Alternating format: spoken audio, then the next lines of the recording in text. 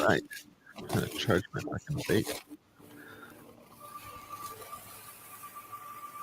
Just went live. People should be rolling in here in a second. I don't really have anything planned for today. Today's just gonna be an off the rail stream. Yeah, Some point that's do another tier list. Could also just do a random tier list. The issue with the random tier list is they're not made for our format. Like some of them have like just way too many. Like there'll be a tier list with like 100 options, and it's just like that doesn't work for our stream, because if you do 2-minute votes, that's 200 minutes, and that's too many minutes to be voting on a tier list. That is a lot of minutes. So we could do a random tier list, but we might have to skip some of the shit. Hello, Baggy Hodler. Ooh, let there be neon light. I got myself a Neon Max from Tales of the Crypto this morning. That was fucking cool. I mean, I bought it on the secondary market because I'm super slow with my fucking machine. Neon Max the Reborn. That one. Yeah, I dig it. That's the first time I'm on an NFT. I feel the pride that Mark the Narc felt when he pulled Mark the Narc. What up, Mahala? Also, our trading analysis of market analysis from yesterday or 2 days ago seems to be holding up. We are moving down. It's what we had expected. Also, it looks like our box token arbitrage supplying liquidity move is still in play and playing out as we expect as well. So that's always fun. It's nice to understand these markets well enough to not just talk out of your ass when you're predicting things. But, you know. Looks like you can get one for like $1.93 right now. For which one? Oh, for the Max? Yeah. I just bought mine for that. It was like 35 or something in wax. It was $1.60 for drops. Yeah, it was a little bit more than the drop for secondary. But you were saying that they stake for some type of like thing. I actually am unaware of that so far. Yes, it's talesofcryptogame.totcgame.io/staking. Website. Eric's in the house. Mahala's here. Baggy's up watching some satisfying videos. Peeping at my Neon Max character. I can dig it. It definitely looks like me as a zombie. As a reborn zombie. So I think it's like a cured zombie. I don't know what that means. It's beyond my lore knowledge. I don't think you can't go from zombie to not zombie, right? Like that doesn't exist in any zombie things I know. Like if you could cure zombies, then there wouldn't be zombies because you just cure everybody, right? I don't know. Look, I asked him about the lore. I was like, oh, it's cool to see myself as a zombie, and then Pulpopish. There you go. Okay, says you're reborn. In terms of the story, you're a quote cured zombie. So I guess you can cure zombies. Yeah, I guess you can cure the zombies in ZOS. I'm sorry, in TOTC. I feel like being a zombie can't be good for you. Like you gotta have some like brain damage or some shit if you got turned into a zombie and then or zombies dead for like I don't know. You said yeah, I thought so. I mean, I think like strictly speaking, zombies are like straight up undead. Like the person dies fully and then comes back to life as a zombie. At least the way that if I was gonna like strictly define a zombie, because like Random King's talking about like Warm Bodies. I haven't seen Warm Bodies, but I know there's like zombie movies like 28 Days Later or something where it's like a virus. You know, it's like a form of rabies or something. I don't know if that counts so much as zombies because those people die like on their own. You know, they're not undead. They won't like keep wandering forever. Where it's like I think in 28 Days Later, after like a few weeks of being that infected, you just die. So I don't know if that counts as being a zombie. I guess in Last of Us, they're like mushroom, like streptococcus, like infected people. So I don't know if those kind of zombies either. Although I do think that they last a lot longer than 28 days later. But for strictly speaking zombie lore, I don't know if 28 days later or Last of Us would count as zombies. But then you got like Left 4 Dead or like The Walking Dead. Like those are like straight up. Walking Dead I think is the best example because it's like people die and then they turn. It's not even when you like are bitten. I think you're bitten and then you die and then you turn. You don't go straight from being bitten to being a zombie. Like you have to die to like qualify. I think. As Also, if you look at zombies in like The Walking Dead and shit, like they're like rotting and shit. So it's like, yeah, they're I'm fucking like dead. brought Max back as a reborn. Like, what are all his organs rotted out? Like, right? But, yeah, I don't know. That's gonna be a pretty intense cure. I feel like to try to cure a zombie. That's like a pipe dream. I would say. There's no way you can cure a zombie. It depends on how zombies work. I agree with you, Random King. I like incurable zombies. I think that's like that's part of the thing. Like once you turn zombie or like once you're bit, there's like a finality to it. Like, you know, like there is no cure. There's no, I guess. I mean, the entire thing is playing into your fear of death.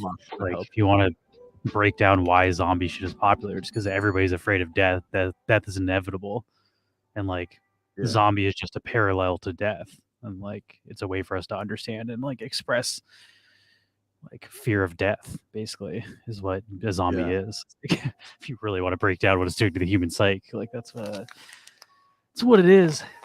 Yeah, Eric, Last of Us are not zombies. Those are humans that are infected with like a mushroom like spore that then like affects their brains. Like they're tripping basically on mushrooms, and then the mushrooms themselves like grow out of the people's bodies.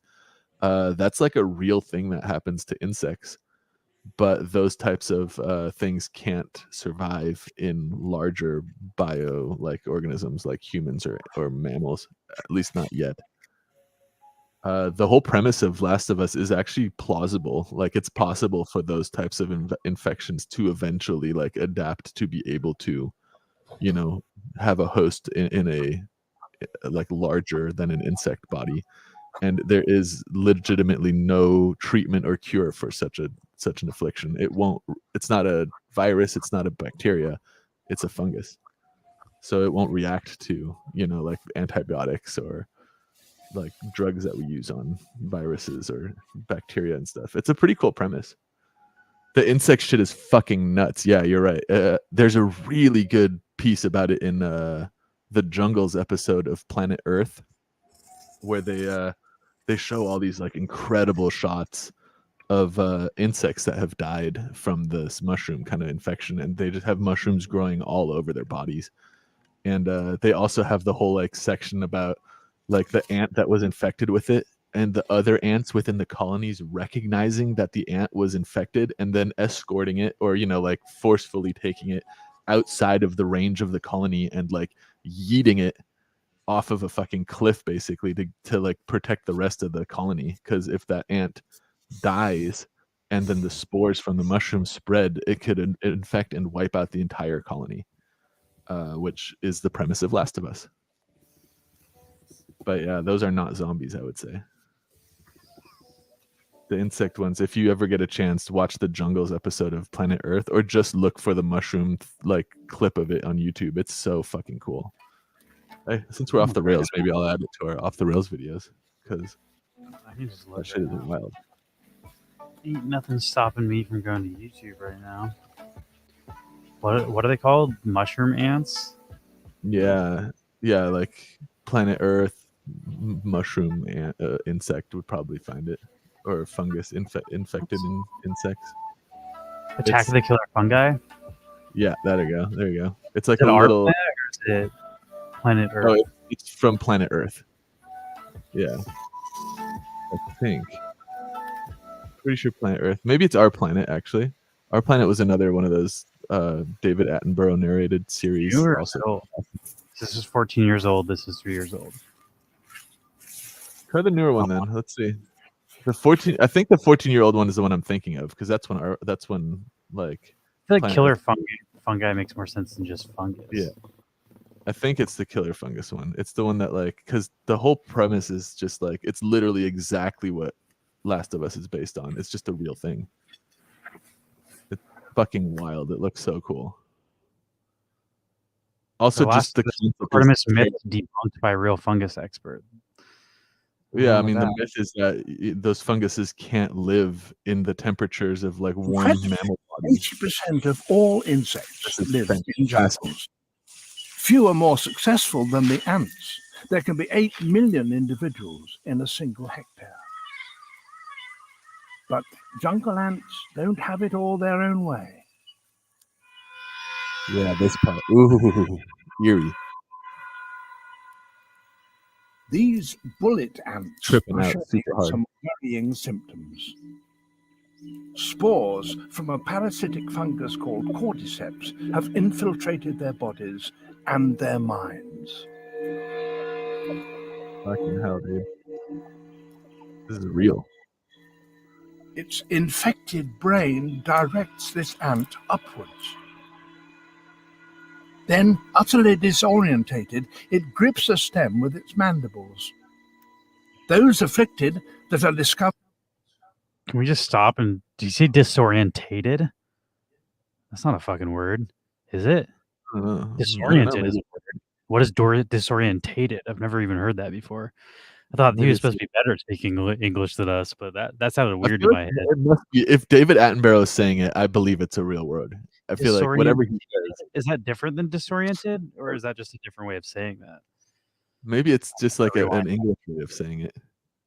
I've never heard that before. It's like when people say miniature, where it's like, I guess that's right, but it just sounds like you're overpronouncing it. Grips a stem with its mandibles. Those afflicted that are discovered by the workers are mandible. Brain directs this ant a little bit further back. It's right before brain. Disoriented. Then utterly disconnect their minds. I miss it again. Dude, he's tripping hard. Infected brain directs this ant upwards. Then, utterly disorientated, it grips a stem with its mandibles. Those afflicted that are discovered by the workers are quickly taken away and dumped far away from the colony. Yeah, that's wild. It seems extreme, but this Look at this part. Ooh. Like something out of science fiction, the fruiting body of the cordyceps erupts from the ant's head. That's so fucking nuts.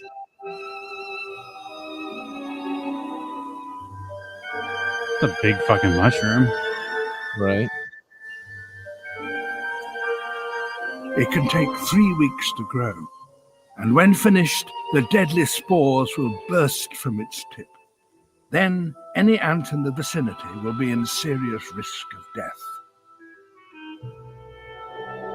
The fungus is so virulent, it can wipe out whole colonies of ants. And it's not just ants that fall victim to this. They're all different. There are literally thousands of different types of cordyceps fungi, and remarkably, each specializes on just one species. Yeah, I don't like that. I don't like that at all. No, thank you. Yeah, the next part is just like shot after shot of different species of insect covered in its fungus after it was killed by those. But like, yeah, this is fucking nutso. It's crazy that that's real. And yeah, like Yamster said, it's not yet. Those cordyceps can't survive in humans or larger mammals because they have a very like specific range of temperature that they can operate in. But just like the premise of The Last of Us, as the planet gets warmer with like, climate change happening, then cordyceps evolve and, eventually are able to handle temperatures that potentially would make them plausibly capable of infecting humans and mammals. Yeah, basically you can't enjoy them now, but maybe in the future we'll all be able to enjoy being infected by mushrooms. So something to look forward to, everybody. That doesn't sound like the worst way to die, honestly. I think like the people or like the creatures affected are just like tripping nuts. Like that ant was just like I don't know if it's a fun trip or not, but it's definitely like halfway to space.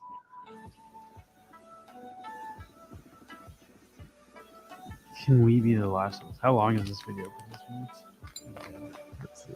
But yeah, The Last of Us mushroom characters look fucking incredible too. I really like that. 4 minutes? Premise. I can do Cool. 4 minutes. Whoa. I'm kind of glad that the satisfying stuff was covering most of that picture. It looks horrifying. Hey Vsauce, I'm Jake, and in the incredible game The Last of Us, 60% of the global population, 4.25 billion people, more than the entirety of Asia, have suddenly ceased to exist or are just no longer people. And scenarios like this are nothing new. There have been hundreds and hundreds of movies and video games that cover similar events, but could a pandemic like what is depicted in The Last of Us actually happen? We only have to go back 95 years to 1918, near the end of World War I, to witness one of the most disastrous and deadly pandemics. Inflation at the time of 1.85 billion had wiped out 3 to 5% of the entire planet. Okay. And that was only in 1 year. We just had one of those. Virus that also actually exists. This came out 9 years ago, so COVID was not an example that Yeah, like right. this I was gonna say, there's a more recent example than the using than the Spanish influenza of like the early 1920s Yeah. or 1919. That was like the last big pandemic. Cordyceps are fungal parasites that infect and take over insects. The most well-known being Ophiocordyceps unilateralis that infects ants, turning them into zombies. A spore from the fungus enters the ant's body, taking over its brain and controlling its movements. Not too long after, the ant finds a perfect spot to die, the fruiting body of the fungus grows out of the ant's head, and a slew of spores are released onto the unsuspecting ant population. It has been known to decimate entire colonies, but luckily it only infects insects, and it's not like a disease can move from one species to another. An estimated 60% of all modern diseases have come from animals, specifically ones that we live in close contact with or have domesticated. From cattle grew measles, tuberculosis, and smallpox. From pigs and... The music that is underscoring this video is like just fucking crazy, dude. It's just like it sounds like an air siren over like ambient, like I don't know, like this music's intense as fuck. It's like horror movie. birds, we have the flu, and from chimpanzees, we have AIDS. All of these started out as infections that couldn't be spread to humans, but after years and years The of AIDS one, but all the other ones that's news to me. to our biology. But we don't live in close contact with these kind of ants, and most people don't eat ants, so that's good. However, other animals do, and other animals eat those animals, and at some point on this parasitic food chain lies humans. And considering how diseases have been able to mutate and progress from domesticated animals to us, it isn't that crazy to think that a fungal infection, whose only reason is to spread and survive, could adapt and evolve to lay claim to the top of that food chain. A great example of a microbe's ingenuity is in Jared Diamond's amazing book, Guns, Germs, and Steel. He talks about the bacterial disease typhus and how it was transmitted to people by going from rat fleas to rats to humans. But after a while, typhus figured out a much easier way to infect us, by cutting out the unnecessary carriers and going directly from human body lice to humans. If a fungal parasite like a cordyceps could infect humans as it does in The Last of Us, how long would it take to spread? One of the biggest differences between the Spanish flu in 1918 and a modern-day pandemic is how connected we are. What would have taken 2 weeks to go from New York to Germany by boat can be done in 8 hours by plane. Using the global epidemic and mobility software and some parameters we know from the game, we can create a model and simulate what the transmission and spread would look like. Even more data for this now. Since this video came out. In about 60 days, the fungal parasite would have infected... I mean, we saw firsthand how good we were stopping at COVID. If we were not, if COVID actually did kill a large percentage of people, most of us would be fucking dead. We didn't stop it at all. Oh yeah, if COVID was more deadly, we would have been much more fucked. I don't know if I like this video. There's also like, I feel like the visual like side of people being like turning into mushroom zombies would make people a lot less likely to think it was a hoax. You know, I feel like if you actually had mushroom zombies running around, it'd be harder to be like, oh, I'm not going to wear a mask. I feel like there's 100% chance they'll say this is some like, that's all like made in Hollywood and it's not real, and like people are dumb. Yeah, that's true. That's true. I mean, planet. And you know things are looking bad when not even Madagascar is safe. But that isn't to say that the governments of the world don't have plans in place. Most governments, in the United States in particular, have strategies for biological threats, counterterrorism, and the one that applies to this situation most, the National Strategy for Pandemic Influenza. In it, their high estimate for fatality domestically is 2 million, or less than 1% the population of the US. This incredibly detailed 233-page document really drives home one main point, and that is sustain infrastructure and mitigate impact to the economy and the functioning of society. A virus or disease or a parasite don't affect power lines or the internet or cars. They affect the people who make those things work. When 60% of the entire population, over 4 billion people, just stop being, when teachers and doctors and mechanics and mailmen vanish, and what we know as society crumbles, all that's left is The Last of Us. And as always, thanks for watching. It's definitely eerie. I don't know. I love how like rooted in reality that premise is. But I'm not too worried about turning into a mushroom zombie in my lifetime. Maybe like my kids or my kids' kids should worry about it more. Maybe. We'll see though. I don't know. I still don't think it's the worst way to die. I'd rather die of the mushroom thing than I would of COVID. Like COVID's a pretty shitty way to die. At least the first-hand experience I have with family members who died of it. You don't have any reports of what it feels like to die by being infected by a mushroom either, so that's true. I just assume that you get to at least trip out a little bit. The fucking silver lining for like dying of COVID in the hospital is they dope you up so hard that you don't really feel the pain, but you can't fucking breathe, and that just is always terrifying if you can't breathe. So no matter how little pain you're feeling, it would suck to fucking die that way. Terrible. Or having like the option is like keep breathing beleagueredly or opt to become intubated and possibly never wake up. Like both of those are terrifying. COVID was miserable, man. Oof. Is miserable. It's still going on. But, fun stuff. Nice upbeat topics off our Thursday stream. People dying from mushrooms and COVID and shit. Cool stuff. Yeah, right. Thank you for I mean, I guess it doesn't really benefit us at all, but thank you for buying the Neon Max collab on the aftermarket. Yeah, I got one. I got my, I think KY hooked it up and he scooped the Mint 1. I'm going to make him a sweet trade offer and maybe add that one to my collection. Let's see. Damn, the floor. We shouldn't have showed this off on stream. The floor is already up $1. Let's see if I can tell. I swear there's one available for. Oh. Yeah, I don't know if there would be. See, Prince X Phoenix, I don't think that you would have straight up like zombies walking around like Last of Us style if that Streptococcus style mushroom infected humans.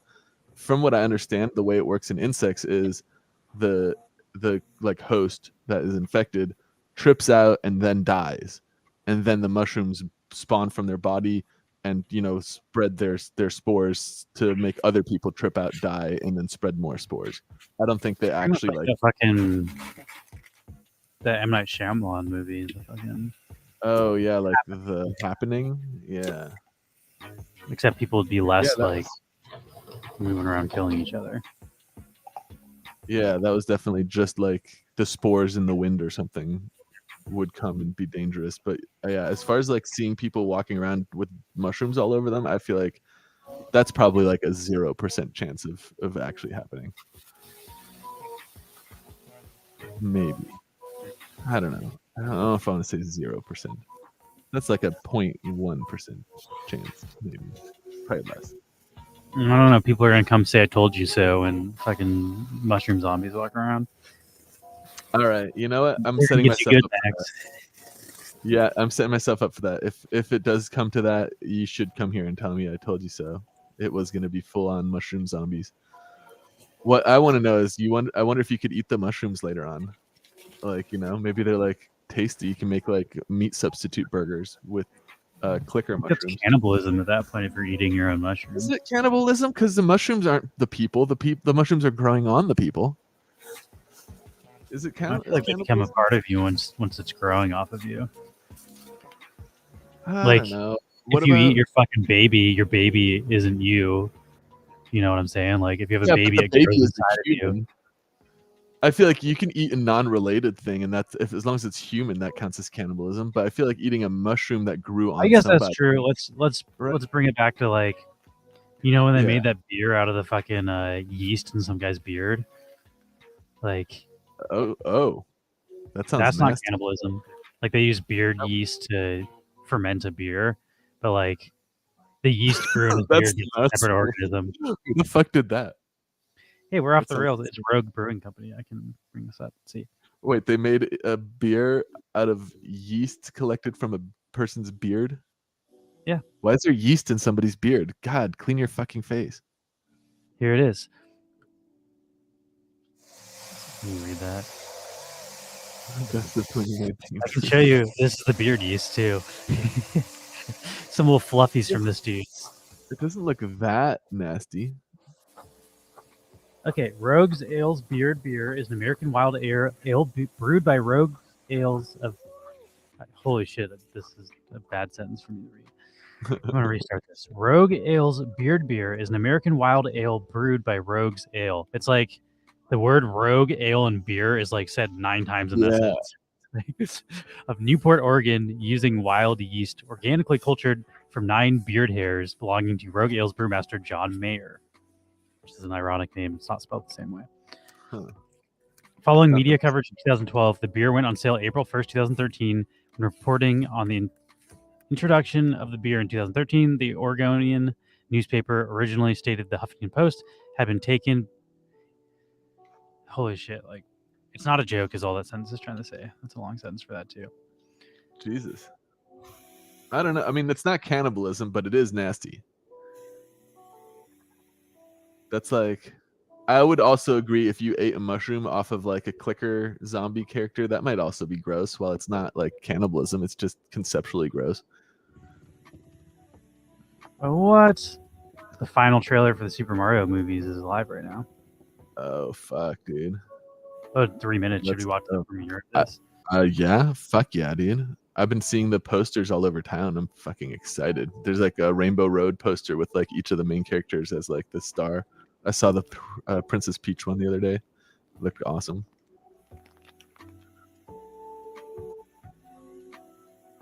Let's see. Oh, Prince X, I saw your the Photoshop you did of the, I think if you're talking about the taco cafe with the neon sign on it. I like the neon sign.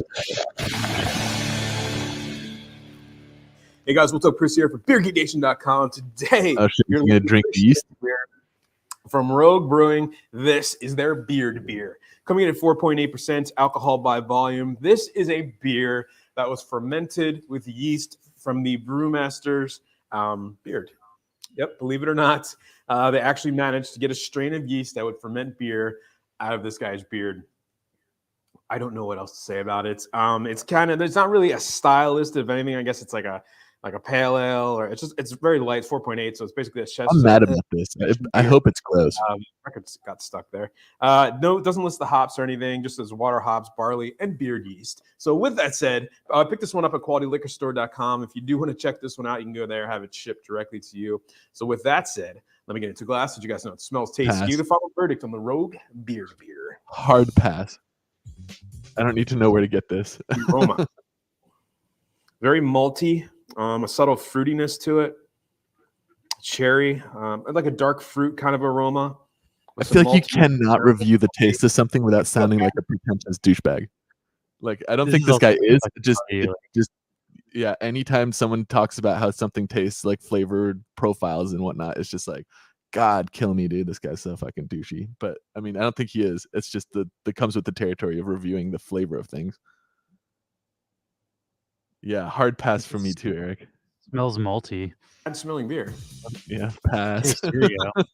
I guess the taste on the beard beer. Cheers. Just like throws up. It tastes like fucking beard. You know, it's actually not too bad. It's actually really surprising.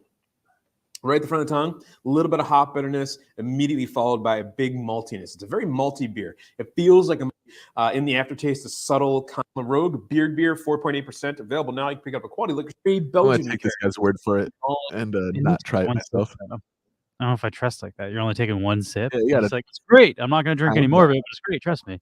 He's like, yeah, it's good. It's like, is it though? You didn't like. It's not part of the empty glass club. This trailer's supposed to come out in 1 minute, everybody. Their tune. Also, what I'm confused about is it like, did they like scrape some type of yeast and then culture it and grow the yeast to make a whole batch of beer, or is like all of the yeast straight from the beer? I don't know. This is important questions here. What up, Montasuerte? I don't know how much yeast you need because yeast just eats. Like you might just need a little bit of yeast because yeast. Yeast eats sugar. That's how. But how much yeast is in your fucking beard? Like how much yeast is in my beard right now? I don't know. I mean, we read the thing. It said it took it out of like 6 beard hairs or something, so it wasn't a lot from the beard. It's not like they were like digging. Yeah, I like Eric. I feel like I would have not been able to resist this, Eric, either. Like if I was taste testing it, I would totally be like, and just pull like a hair out, and be like, okay, Aside from the beard hair, it's pretty good. All right, it's 2 o'clock. Oh, they're right on time. Let's go. Let's go. Newest trailer. We'll do it live. Hello, everyone. I'm Shigeru Miyamoto from Nintendo. Today, I'm excited for you all to see the 3rd and final trailer for the Super Mario Bros. Movie. By the way, do you know what March 10th is? If you write out the date in English, it looks like this. Mario, baby. Okay, do you see it? It can be read as Mario. That's why many fans call it the Day of Mario, otherwise known Mario as Day. Let's Mario go. Day. We thought this day would be perfect for releasing the final trailer, so that's why we chose it this time around. Due to time differences, it's the day before in some regions, but I hope you'll enjoy it all the same. It's On this special day, I'm joined once again by Chris Fucking time difference. Hello, Chris-san. Thank you, Miyamoto-san. After 6 years of work, Nintendo and Illumination have finally wrapped post-production on the Super Mario Brothers movie. This guy's fucking minions in the nearly background. 600 people worked on this film, from our animators in France to the Nintendo team in Japan and our Illumination team here in the United States. Oh, there you go. Illumination The technical and artistic capabilities of our studio to new heights. Anyone from anywhere at any age can find something to love in this film. But I know the people watching this direct are going to love it the most. After the trailer, I've asked our directors Aaron Horvath and Michael Jelinek to share a few insights, so please stick around for that. But first, let's say hello to our cast. Hey, Nintendo Direct! Happy Mario Day! It's exciting to be here with you all to celebrate the Mario Brothers. And don't forget, Luigi is a Mario Brother too, so don't be afraid to celebrate the Green Man if you choose to. I really appreciate you saying that. That's what Green Brothers are for. And if you choose to celebrate Donkey Kong, that is also acceptable. Or Toad. Yeah, no, it's Mario Day, not DK Day. So let me get this straight. It's okay to celebrate Luigi on Mario Day, but Charlie Day is awesome. Mario Day, Luigi's a Mario Brother, so. I don't know, Charlie. It feels a little bit unfair. Oh, come on. Can Luigi get some shine just once? Back me up here, Chris, right? I'm going to stay out of this. Let's go to Anya. Come on, Chris. Hello again, Nintendo Direct. Anya and I are here together to prove that despite our on-screen differences, we're actually totally cool in real life. Yeah, absolutely. We're so cool, in fact, that Anya has agreed to officially proclaim this day as Bowser Day 2023. That's right. Mario Day is canceled. You're welcome. I never agreed to that. Chat is popping off. Look how fast that Can we chat's cut going. that part where she disagrees? Please don't cut that part. People love Jack Black. Bowser Day, it's awesome! I love Jack Black. Who doesn't All love right, Jack everyone. Black? It's Jay Blinsky. Let's agree that Mario Day is for everyone. This is the first time Charlie-san and Keegan-san have appeared in a Nintendo Direct, and their performances of Luigi and Toad are perfect. Oh, let's go. Okay, let's press the start button on the final trailer. All right, let's. Where am I? Ooh, fresh meat for the grinder. Pay him no heed. He is cute, but he is. There's got to be a way out of here. There's no escape. The only hope is the sweet relief from death. Whoa! Oh, you've got to be kidding me. My army! Koopas! Goombas! Whatever those things are! We will destroy the Mushroom Kingdom! Bowser is coming. I'm not afraid. I'll do anything for my brother. We're going to save him. Yes! What? Fire donkey? You asked for it. So, This is fun. Here we Mario Kart, let's go. Let's end this. man, that was a savage green shot. There's like 4 people.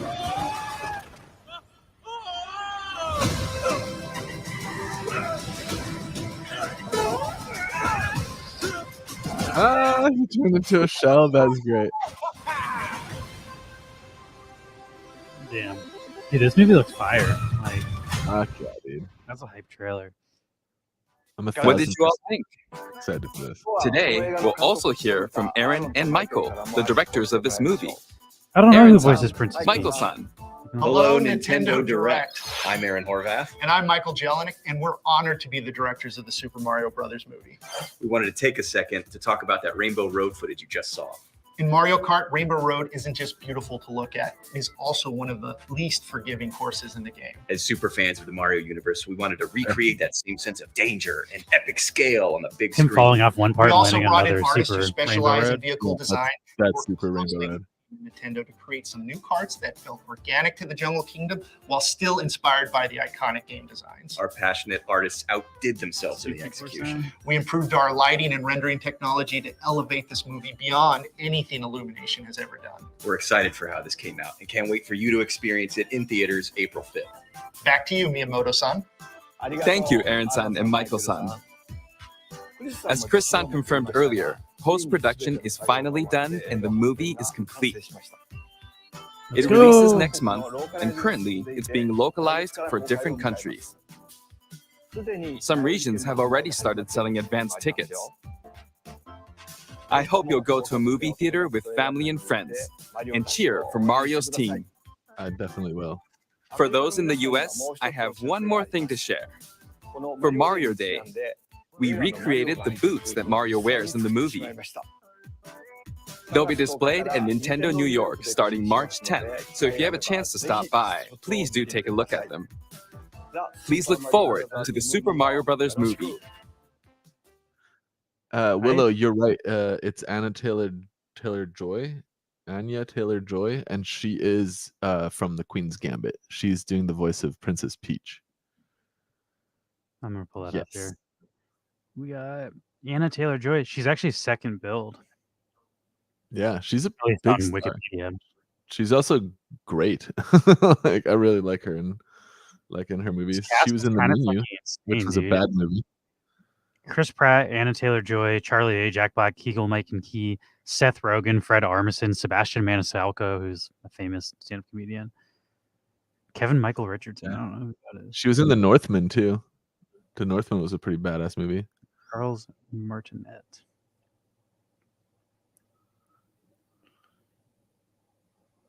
Yeah, the Queen. I never watched the Queen's Gambit. Is that the chess one? Yeah. Yeah. People went crazy for that one. I just never watched it. Maybe I'll check it out. It was very good. I'm not that good at chess, but it's still a good movie. She was also in The Menu. She was in Last Night in Soho, I think. She was in that. Oh, The Menu. I think you were talking about that. Right Bad. I now. don't know if you watched The Menu, but I did not like that movie. I thought that was really bad. I have not. It seems like it would be way up my alley, like a horror kind of suspense movie. It just falls so fucking flat. At least for me. I don't know. People maybe liked it. I did not like that one. I was hoping it would be more messed up. It really wasn't that messed up. I thought it was just kind of like one note and nothing really like heightened. Like, I don't know. Maybe I'm just a snob, especially for like suspense, like thriller horror movies. But I did not like the menu. I thought it was like just it didn't go in the direction I was hoping it would go, and the direction that it did go in was just like boring. Like you could predict everything that happens in that movie, like every step of the way. In my opinion, like if you're familiar with movies, then it's definitely not to like keep you on the edge of your seat or anything like that. And then the violence I thought wasn't violent enough for like, you know, if we're gonna watch a horror slasher movie, I want to see some violence then. Maybe I'm just I don't know. I didn't like it. Did you like it, Willowboard? Did you like the menu? And I talked with one other person. I know Paul also didn't really care for it. And then the person I talked to at the bar yesterday said they also didn't really like it. She said it was bad. And I agreed. So It's on HBO, right? I don't know if it is on HBO. It was in theaters for a while. It might be on HBO now. Let's see. Did you see it in theaters or did you see it on TV? I did not. So I must have seen it on one of my streaming things. I think it's HBO. I have HBO in my room, which is why I probably haven't seen it. On Netflix. If it's on Netflix, I can watch it. I saw that I think they just announced Barry's last season is coming out. Oh yeah, I want to see that too. I wonder if there's a trailer for that. Yeah, it is streaming on HBO, and I guess Hulu's gonna get it too soon, so you'll have a chance if you don't want to try it on Netflix. Oh, you saw it on Netflix. Damn, I didn't know it was already on Netflix. Damn. It depends on where you live. Oh yeah. One of the states lives in Portugal, but I don't think you live in Portugal, do you? You live somewhere that's not in America, and yeah, there's a very different licenses. Here in Europe, he says. Okay, if you you could just change your VPN to Europe, though, right? He does live in Portugal. It's a fucking. I'd say it's a magic trick, but I'm sure you've told me that already. Nice. Yeah, Portugal. So I guess you could change your VPN to Portugal, and then you should be able to watch it. I can't for my VPN. I've already tried, but my VPN doesn't work with Netflix. Only certain VPNs can actually hack Netflix. Like Netflix can see through some VPNs. So I was trying to watch. I was trying to watch Better Call Saul. Better Call Saul was available in Europe as it was airing in the United States, but it will not come out. Like it's still not even on Netflix in the United States. But I would very much like to see the last season of Better Call Saul. So I tried the hard way, the VPN my way through Netflix to do that shit. It didn't work for me. Really weird. I'll have to try my VPN and see if it works for me. Depends on the VPN. I have VPN I use just doesn't work with Netflix. I Googled it afterwards because I went through this entire thing, and they're like, not all VPNs work with Netflix. This is a list of known working VPNs, and mine was not on that list. Oh. Well, if mine's on the list, you can use mine if you want. You can also use VPNs. One of my favorite VPNs hacks is if you go to England, everything on the BBC is free if you live in England. So, like, you can watch all the BBC shows, which the BBC also licenses shows from other networks. So, like, frick, now I'm forgetting the name. It's the show about an assassin. I keep wanting to say Chasing Amy. It's Killing Amy. Is that the name of it? Does that sound right? Killing Amy? Chasing Eve. Killing Eve. I'm getting there. Something with Eve. Killing Eve? Is that the name of it? Killing Eve. That's the name of the show. Yeah, that's on BBC. So that comes out for free on their like public broadcast channel, which you can watch for free if you just VPN into England, which it did not come out in the United States until like 6 months afterwards. So that I have successfully used a VPN for. And then you can also watch like anything that's been on BBC. So I was watching like The Circle, the reality TV show, which is the first reason why I did it. Then once I learned that worked, I was like, oh, I can watch anything on BBC now. And I don't know. They don't have everything though. So I tried to watch like How Not to Live Your Life, and that does not exist on BBC, even though it's aired on BBC. So they don't. Yeah. Sort of like HBO does the same thing. I don't know if you've ever noticed like shit will not be on HBO that aired on HBO, and you're just like, this is an HBO original series. It is not on demand. It is not on DVD. You can literally find it nowhere. So like some shows just don't exist on demand. That also happens for BBC. Let's watch some off the rails videos, maybe. I'm on it, KY. Let me make you an offer here. Make you an offer you can't refuse. I believe the Pull Popish said we'll have some of these Neon Maxes to give away as well at some point. Oh hell yeah! I mean, I still want KY. I think has mint 1. Yeah, I mean they're not to give to you; they give to our audience. Damn it! Trying to find out where we left off. Okay, so this is the one where that woman caught her hair on fire. Oh yeah. Nope, we saw this one too. All right, let's try this one. Surfer dude tucks his hair behind his ears. I don't remember this. I'm also getting pings about Our Planet. I'm going to check in on that in a minute. Our Planet is just popping off right now. It's going wild. There's only like 300 people left on the server, and we're at the point where people are going to have to be forcibly removed for the server to end, so it's getting sweaty. It's getting sweaty. It's fun, though. Threw up. Let's see. Okay, here we go. Surfer dude tucks his hair behind his ears before knocking Bully out. Oh, now yeah. I feel like maybe we did see this one. I enjoyed this one. Man, you're in my face. Well, no, your best mate? Yeah, you are, but you're in my face. You're in my face, coming. You're in my face. Who's fucking talking shit? No, you can't. Don't do it, bro. Who's talking shit? Who's talking shit? You're in my fucking face, cunt. Oh, okay. Yeah, sweet. Oh, okay. So Australian. He's fucking. He gets punched in the face and he's just like, oh, okay. And he like tucks his hair back and lays the guy out. That sucker punch he took pretty well. Oh, okay. Yeah, sweet. Oh, okay. I love the oh, okay too. It's just so fucking Let's like, see oh, the- this is what we're doing. Oh, okay. Yeah, Tucks the hair back. Bam. All right, here we go. It's fun because he has it coming, and he's just like the demeanor of how he's speaking while he's getting punched in the face is just so like calm and collected. And That's a pretty casual Australian. fight too, to be throwing punches. Like they weren't they weren't really demonstrating anger. Like they're kind of just like, hi, this is what it is. Let's fucking fight. I feel like that's like as angry as that surfer guy gets. I think like just a chill kind of guy. Just a chill fucking knockout. All right, this like, one oh, says, okay. wow. I just go by she, her. What about you? I just use my name as my main pronoun. What's your name? Oh, Nick. this is great. Nick. Yeah, but my secondary pronoun, I just go by. Are we allowed to play this? Yes, I'm gonna say yes.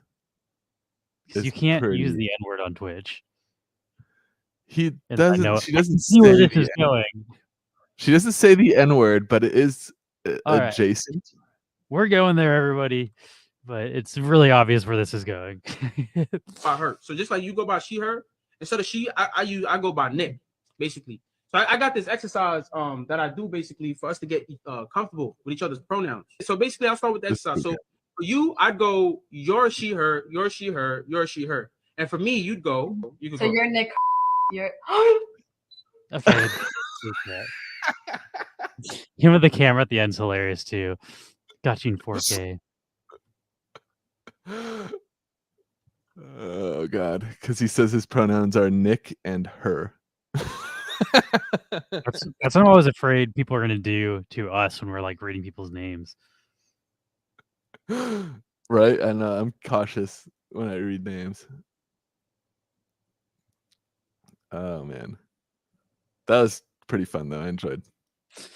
Yeah, now friggin' Princess Right. Phoenix is trying to bait us. I'm not reading that.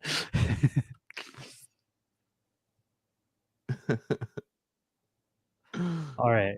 This one's called When the Acid Hits r/unexpected. Oh yeah, this was unexpected. It also said it's removed by the moderators, but something here is loading, so they didn't remove it fully. Oh boo! I hope it didn't get. We're Okay, it's good, we're there. Move, honey, don't move. When the acid hits.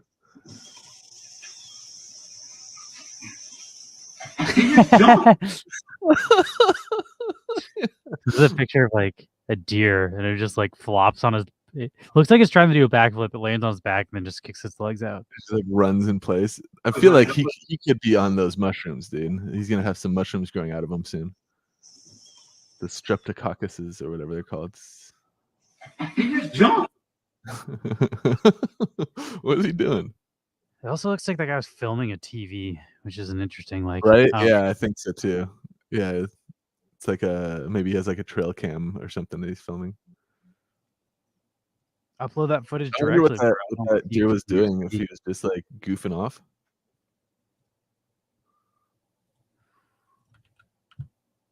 I was gonna look up to see if Barry. Should we watch this Barry season 4 trailer?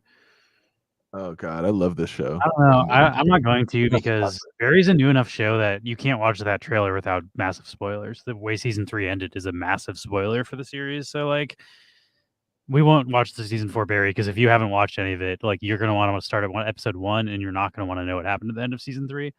So I'm gonna veto me playing the Barry trailer because I do think that's a very like. I don't know. Barry's such a good year that I don't want to ruin it for people. Like, go watch it from season 1. Barry's fantastic. It's one of the best shows on TV, but I'm excited. My friend also worked on it, which is how I heard about it. She posted she does set deck. She's an art designer, so she does like, in any scene. I guess I don't know, fucking some inside baseball shit. I was like, obviously, but I was like, I don't know how obvious this is. Like, when you watch a movie, in every scene, everything is hand selected. Like, there is no accident. Like, when there's books on a bookshelf behind an actor, those are selected by the art team, the set design. You can't have like copyrighted stuff. Like, I can't have like a friggin' Star Wars book on my bookshelf behind me, or Disney will flag my shit. Like, you can't use other properties, and like, I can't just have a Coke behind me unless I have Coke's permission. Like, you need permission to use anything in a movie. So everything is very, very like chosen on purpose. And there is no like, that's why when there's like a Starbucks cup left in Game of Thrones, it's like, what the fuck? Like, that's literally someone's job to make sure that doesn't happen. But her job is basically to decide all that stuff. So like, I don't know, if she does her job well, you'll not know she's done anything, which is like 90% of filmmaking. Like, if I do my job correctly, you're not going to go, oh, this sounds amazing. But if I do my job poorly, you'll be like, this sounds like shit. Just like set deck, you're not going to be like, oh, this set looks great. But like, if they don't do set deck, you're going to notice it looks like it's shot in someone's apartment and it looks like shit. Yeah, that's true. It's kind of similar to like the VFX stuff I've done for a long time, and like beauty work, where it's just like, if I do my job right, you don't actually notice I did anything. But if I don't, you'd be like, damn, that person looks like they got fat, or they're like tired, and their wrinkles are showing, or like that person riding the horse, there's a horse trainer standing next to the horse. It's like, when I do my job, the horse trainer's gone, and you never know he was there to begin with. Oh, this dog, dude, what a jerk. Nowhere. That looks like just trying to fake edit. Like, I think that is an edit. This is an edit. This video's edited. The dog, like, they're cutting to when the dog isn't there. Like, the dog shows up right here. That doesn't show up. Its head would show up right here if it's running. Look at this. See? That's true. It comes out of nowhere. They edited this. This frame, no dog. They're cutting out 4 or 5 frames with the dog running and jumping, and then the dog's just there. Like, there's no way the dog's moving unless this is like a fucking potato. There's no way the dog is moving so fast that you can't see it. Like, still a fun video, but it's weird that they cut out. Like, why would you cut out the frame of it jumping up? That's just weird to me. He got him good. I love the part where he'll throw his hat at the dog, and then the dog brings him. It's got like the rated hat. He brings him the hat back. I feel like if it it's definitely edited, yeah, but there's probably also somebody like off screen, like giving the dog, the command to do that jump push move. Either way, it's still fun. Yeah, Still train good Marcy video. to do that kind of stuff. Marcy would bounce off you. She's not knocking anybody in the Yeah, water. even if she did do the little jump, she doesn't have enough like body weight to push you. I think the Eric Andre show is also coming back. My friend was like, I just worked with Barry and the Eric Andre show, and is like, fuck you, your life is so much better than mine right now. Like, I've never gotten to work on any shows that I actually watch. Like, working on both Barry and the Eric Andre show, like in the same 6 months, would be like a career highlight for me for sure. I'd be like, I don't know, I'm working on shit I never want to watch outside of like what I work on. I don't know. Yeah, working on shows that you actually watch is pretty fucking wild. Good for her though. Like, I'm jealous, but I'm also like happy for her that she's doing successful. Like, I don't wish her not success. Like, just because I'm jealous doesn't mean I'm not also happy for my friend who's kicking ass and like killing it as a her success isn't taking away from yours. It is not. I also don't even work in the same fucking like. I'm not an art designer. It's not like I could have gotten that job if she didn't. All right, let's check out humans let me in your property. This is animals being jerks, and this is a crocodile. I got to deal with this and dink them all the time. Let's see if I can learn some tips. So it's a crocodile. Also, not even with arms, with his fucking face. Like, I don't know why, but like I expect to like see him put his arms in and rip it open like a human, but he just like his mouth is opening that shit. That's crazy. Yeah, his face first. It's not even like already bent or anything. He's just like, this is a good spot for me to just walk through the fence. That thing's huge. It's also so heavy. Look at it when it steps over it. Oh yeah, it's like destroying the shit. It's like a steel fence. Do not fuck with crocodiles, man. These things are scary. Yeah, it's gotta be so strong to be doing that. It also like that fence looks like the fence looks like it's made out of plastic. Like the amount it's moving and stuff. That's crazy. Yeah.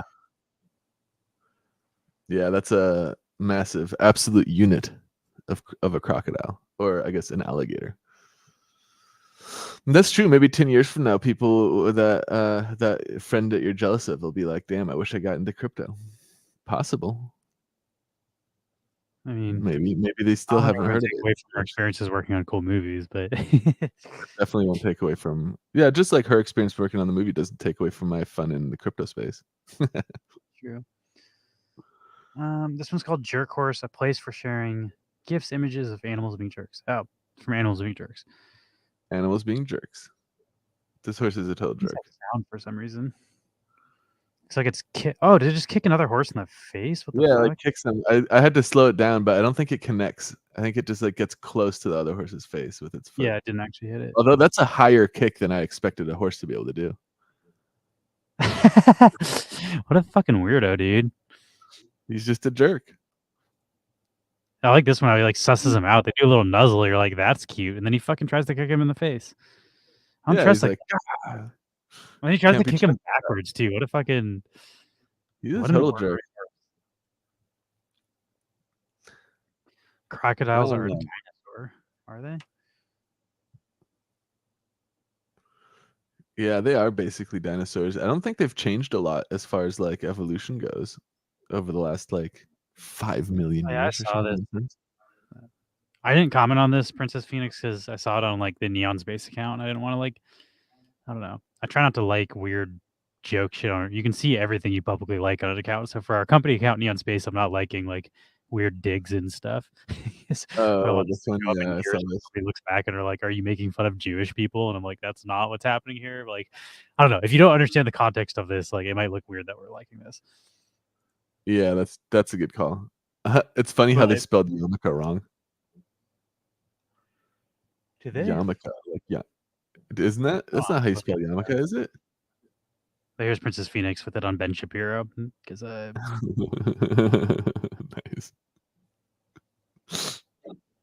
Yeah, the full send guys are like, I guess if you want to bring it back to our like what we've looked at on this stream, it's the guy who jerked off Donnie the dog when the guy's talking about masturbating his dog. That's a full send guy. Oh, okay. That was a really weird clip where they like, I feel like too many people involved in that room were like not immediately disturbed by that. It was just like, I don't know, like that's not normal. You don't jerk off your dog. I feel like that's very much like borderline bestiality. But these guys are very much like, sorry, Mars, you're not getting jerked. These guys are very much in the brosphere, like the manosphere, and they're very into like, you know, like they're kind of like they share the same audience as like the Joe Rogan audience, I guess, but like generally those people are not seen as people that are like, super catering to the Jewish audience. So like it just got sort of ridiculous they're selling a yarmulke. Like they are not Jewish and they don't make Jewish content. Like I don't know. Maybe I don't know. I'm not gonna say they're not Jewish. I don't actually know the ethnic heritage of the Full Send guys, but I like basically this is a cash grab and like they're not actually like trying to support Jewish people. They're just like, I don't know. It's like when people like try to sell shit to gay people, but it's just capitalism. It's not actually supporting gay people. It's like that. It's like you don't actually give a fuck about Jewish people. You're just trying to like, you know, Kanye West talking shit about Jews and stuff is trendy right now. So like just trying to capitalize on something that's trendy is what people think this is. Yeah. It's like how all of those companies will do like rainbow flag stuff on like Pride Month, and then like the next month it's like, all right, back to you can see that crazy Elon Musk drama that happened the other day.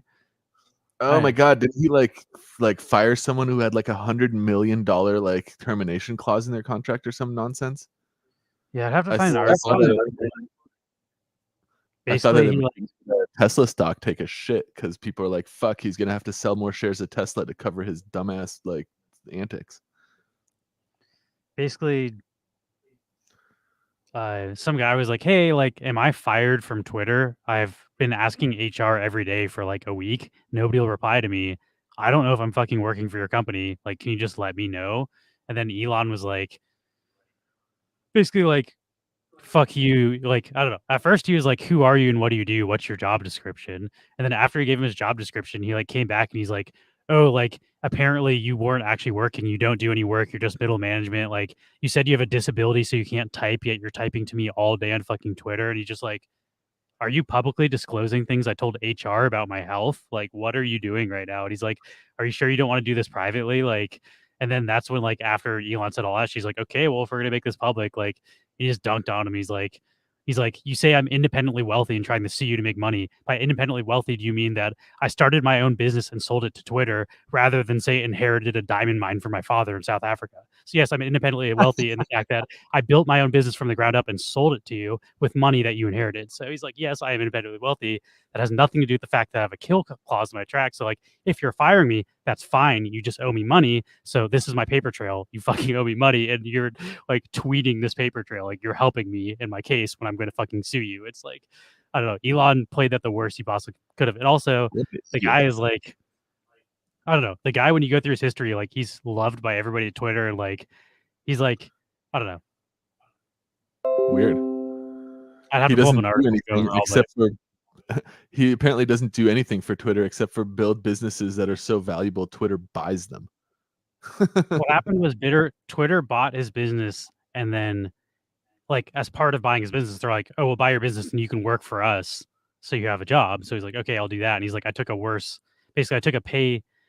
cut in selling my business to have a job. He's like, I took less than I would have. I sold it under value so I could work for you. So the fact that you're laying me off after telling me you wouldn't, it's kind of a bullshit move in the first place. But if you are, like, the entire thing was like, I just want in writing that you're firing me so I can get my kill clause. That was the entire point of like the conversation. Yeah. Like Elon Musk pulled up his medical history and was trying to like dig dirt about his background, but then was just like, I don't know. It made Elon look really bad. Like you can't do that either. Like that's like he's an additional person of the year. Like he's like a beloved, respected person. Like literally honored by his hometown. Like given the keys of the city. Then Elon Musk is like, "Fuck this guy. He's lazy and trying to mooch off me." And it's just like, oh, get fucked, all Elon. this situation wrong, Elon. That is so funny too, because Elon. People think of Elon Musk as like the self-made man, but it's like he didn't make that money himself. He just like, I mean, it's not hard to make billions when you start with billions. Also, this is hilarious. I didn't know about this. He replies that he works for Figma. Let me see if people on. Thought it's an LGBT. A Ligma joke. Does anybody know his name so I can pull up an article? Because I don't want to be like misquoting all this stuff. I saw it. They talked about it on H3 yesterday, which I saw it. Tesla. Like, oh yeah, his name. I'm not sure what his name was, but I know Tesla stock took a shit because. No, he bought into Tesla after the founders founded it. Like Elon Musk, it's not. He didn't found Tesla. He bought into Tesla from the founders. Like he's a money guy. He's like not the guy financier. He like finances stuff and then takes credit for the stuff he finances. Like same with SpaceX. It's not like he's a rocket scientist. But people are like, oh, Elon Musk is colonizing Mars. Like, chill out with that. Like, Elon Musk is just like the guy. He's like the bank. He's like the money man, and he's willing to put his money into things that other people maybe aren't as willing to accept risks on. But I don't know. He's definitely clearly a moron. I mean, the fact that the United States allowed him to buy Twitter and do this shit is nuts to me. Like, the way he's doing with Twitter is insane. Also, I think you asked a while ago, M611S. I don't know if we're doing giveaways today. We'll probably do giveaways tomorrow, and maybe we'll throw one in there. But if you're sticking around just for a giveaway, it might not happen. Let's see. Yeah, I'm not a fan of Elon. Elon Musk apologizes after mocking laid-off Twitter employee with disability. What a fucking headline. And that is exactly what happened. It's fucking crazy that like the public CEO of a massive company is like mocking a dude for having a disability. Like, I don't know. He got all the egg on his face and he fucking deserves it. Let's turn on some tunes, dude. This needs to be underscored. We need some sweet jams to underscore Elon's fuck up. All right, so San Francisco. If you're not told you're fired, are you really fired? At Twitter, probably, and then sometimes you get your job back if you want it. Here's the guy's name, Haraldur Thorleifsson. What a friggin' name, Thorleifsson. That's like the most Scandinavian name. Like Leifsson is already a Scandinavian sounding name, and then put Thor in front of it. Who recently was employed at Twitter, logged onto his computer last Sunday to do some work, only to find himself locked out along with 200 others. And that's where this all started. Was this guy was trying to work and could not, and nobody told him he was fired. So like his entire thing was like, I'm just trying to know why I can't work. He might have figured, as others have before him in the chaotic months of layoffs and firing since Elon Musk took over the company, that he was out of job. Instead, after 9 days of no answer from Twitter as to whether or not he was still employed, Thorleifsson decided to tweet at Musk to see if he could catch the billionaire's attention and get an answer to his Schrodinger job situation. Maybe if enough people retweet, you'll answer me here, he wrote on Monday.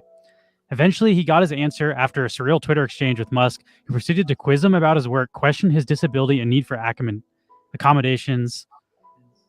Thorleifsson, who goes by Hallie, has muscular dystrophy and uses a wheelchair, and tweet that Thorleifsson has a prominent active Twitter account and is wealthy, and the reason he confronted me in public was to get a big payout. While the exchange was going on, Thorleifsson said he received an email that he was no longer employed.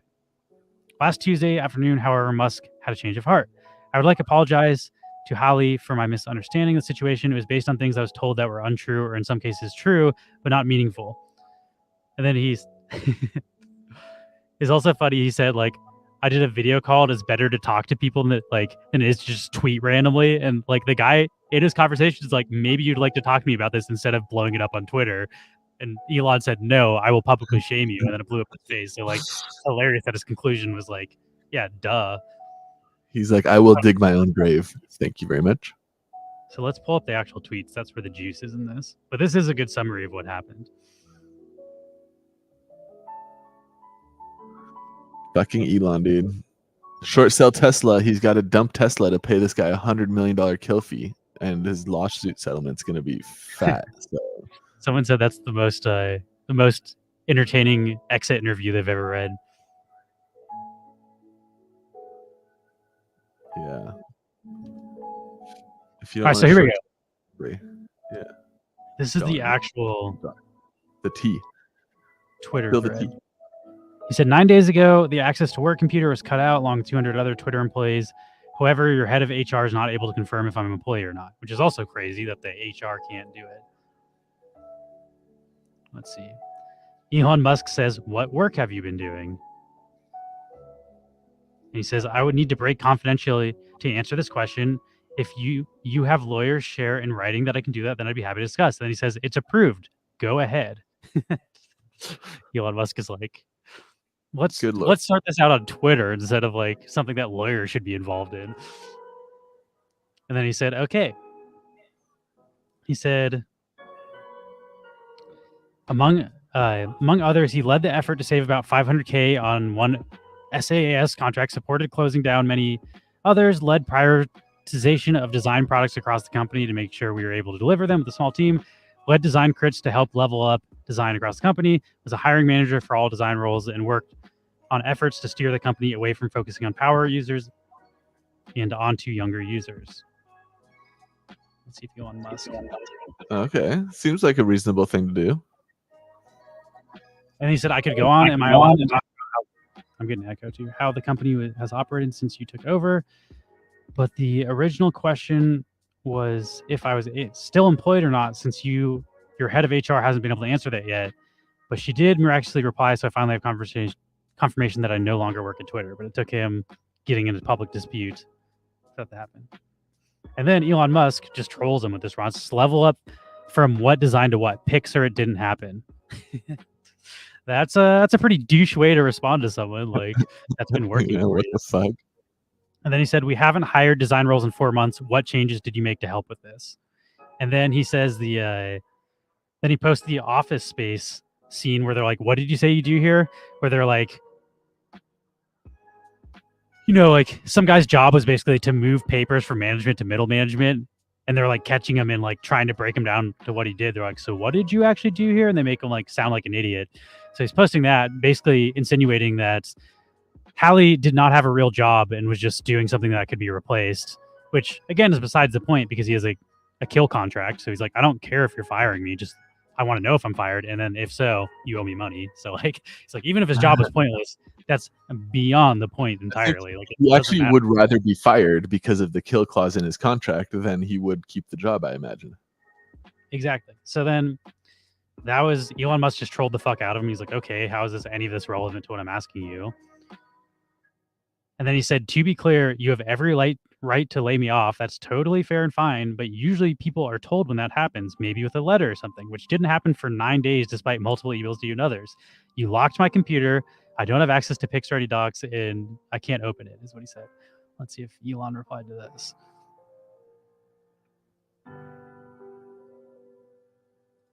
I love just other people chiming in too. Just straight up on Twitter. Well, so he said, yeah, but as I shared, I finally got confirmation I'm not an employee. Again, that's totally within your rights, no complaints. But can you make sure I'm paid what I'm owed?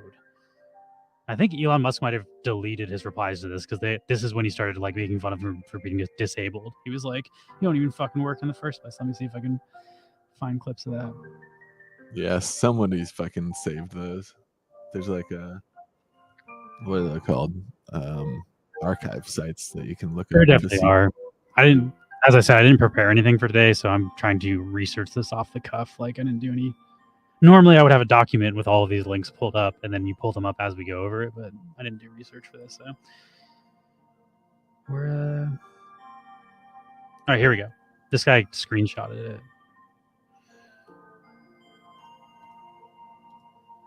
Someone's always screenshotting it. Okay, here we go. In reality, is that this guy who is independently wealthy, did no actual work, claimed his excuse that he had disability that prevented him from typing, yet simultaneously tweeting up a storm. Can't say I have a lot of respect for that. That was his response to, I believe this guy's like, I don't know. He's somebody that Elon Musk knows, though, and like respects his opinion. So you decide to reply to him. And then he said that. And then this guy's like, as someone who worked directly with I Am Harold Durr during a turnaround, this is super disappointing to see. Not only is his work ethic next level, his talent and humility are world class, he's actually the kind of person you want on your team. When the odds are stacked, I feel certain. And then, like, because this guy said that, he's like, oh, I'll do a voice call with them. What a fucking moron. He definitely doesn't seem to be leading from the front. And I think this is this summarizes everybody's opinion. It's obvious he did all middle management work from that exchange, but I personally would not put an ex-employee on blast and force them to prove their worth in front of 100 million people. That's the fucking entire point. It's like, hey man, like, even if you think this guy's job is shitty and he's not doing it, email him. That was the entire, like, he just wanted email confirmation that he doesn't work for you. That's the entire point. He's not trying to prove his worth. Like, he's not trying to prove his job is worth it. He's like, he's like, fire me. That's fine. Just fucking let me know, man. Like, I shouldn't have to tag you on Twitter and get in a fight with you to know if I'm working for your company. Like, that's not an unrealistic request to ask your employer if you're working for them after 9 days of being locked out of your computer. Like, kind of fucking absurd. Like, imagine like showing up to work. And also, they let him try to work for 9 days without telling him. What if he's actually working for them? Which they said this on the H3 podcast. This was not my observation. I'm not this clever. They said, ironically, he used a thing in Office Space to show how he wasn't working. And what they did was what they did to Milton, which is they fired Milton without telling him. And they said he would figure out by contacting HR when his fucking paycheck didn't show up. They literally did that to this guy. So even though he tried to use an Office Space reference saying that, like, oh, you're not doing work, you're just handing one paper from another, what they actually did was that the douchebag bosses do, and like they use their position of power to get free labor from someone. And that's exactly what happened to this guy. So like, I don't know, even within the movie that he was trying to like quote, Elon fucking, I don't know, egg all over his face.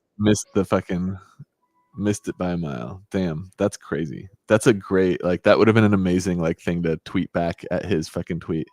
Too late now though. I Sure, feel somebody did. If you go, like, these Twitter threads go so deep. I'm only just like clicking on the top ones. I'm sure you can get lost in this for hours. Let's watch some more Off the Rails though.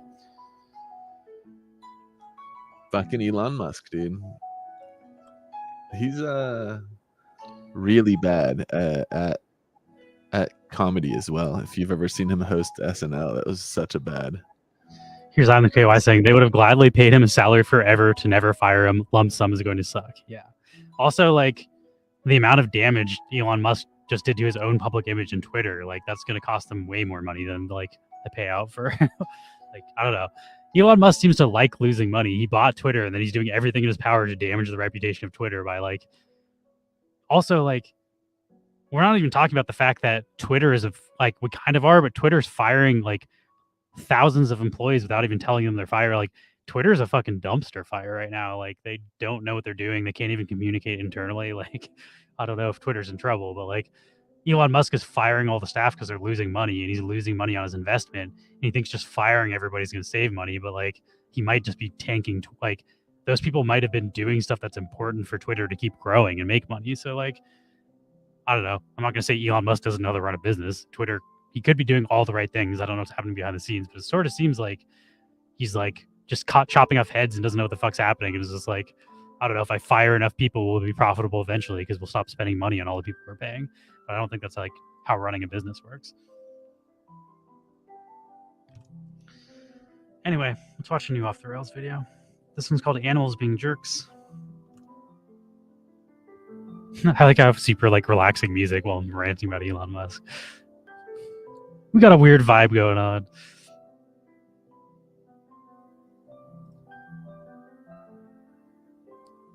Says, don't do that. Harvey rescued a cat on time.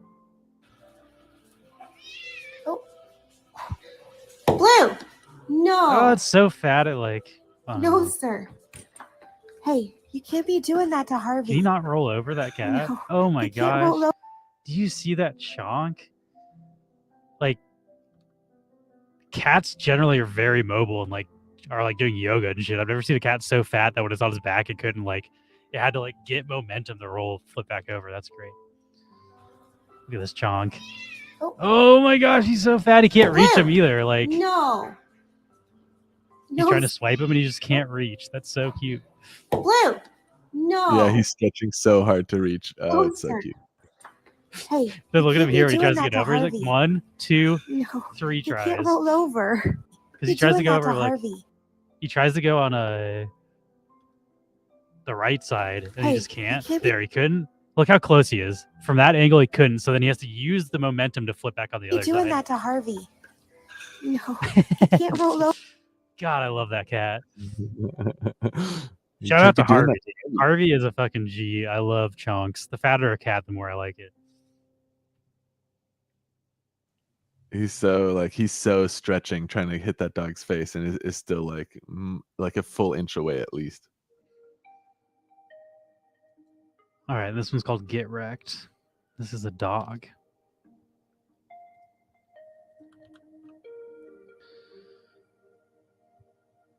Animals being jerks. Got a lot from animals being jerks this time around.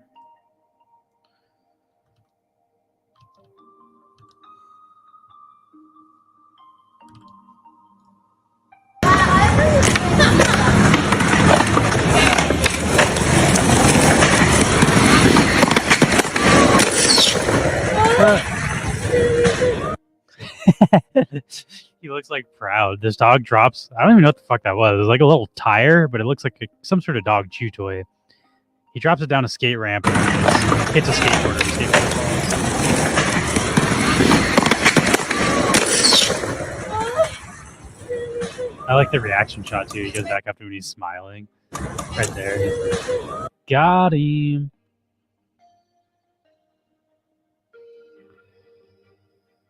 All right. Got a couple more of these videos left. No. Is there anything you wanted to look at today? I know you're talking about boxes doing well from. Yeah. I was just looking at like that was just based on what we talked about on Tuesday. Markets are dumping off like we expected, and then box is still holding up its like arbitrage opportunity. Seems to be doing well for our wax pair, so that was fun. We'll have This to dive poor into that. creature sucked down to his doom. It's a woman on like a homemade slip and slide into a lake. Let's see. Yeah. Oh, there's a dog that pushes her, and the dog falls down too. He was trying to get her. I feel like he was trying to He's trying to save her, and then he fell down with her. You think so? Yeah, maybe. He's trying to save her. He's like, I gotta save you. He's trying to grab her neck. He She's tries falling. so hard not to. He tries so hard not to go down that slip and slide. Sorry, doggo. This one says Okay. contagious. Yeah, I was looking through Max Collected for a bunch of shit to send. Here, I'll also send the. I think it's in first.ftw right now. Let's swap wallets for UKY.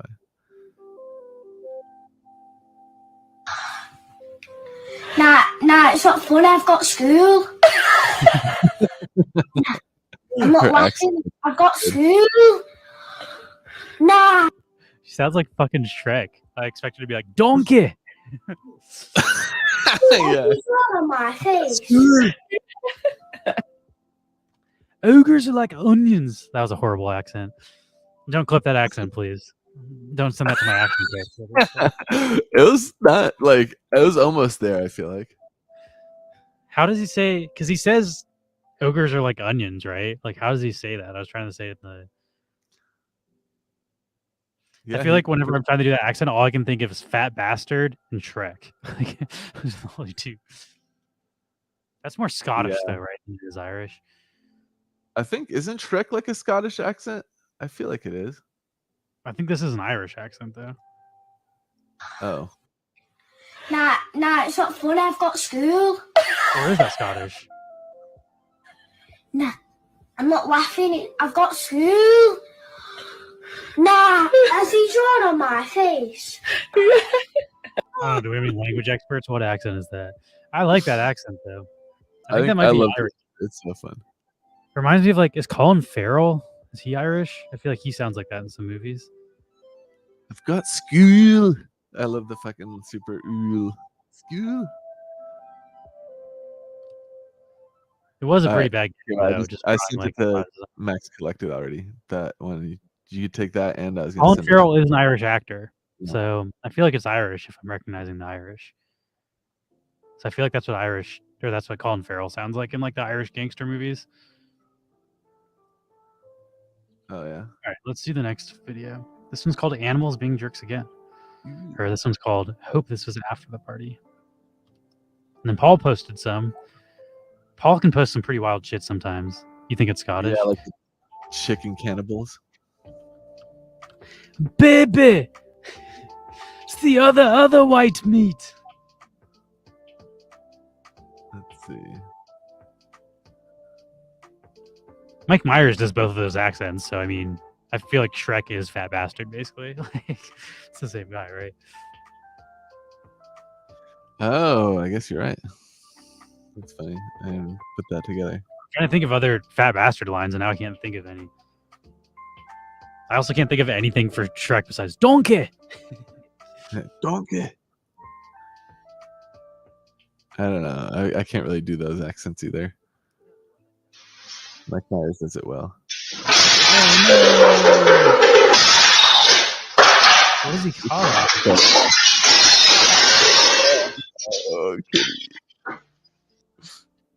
cat just That cat wrecked. fucked up so hard. I bet he got his claw.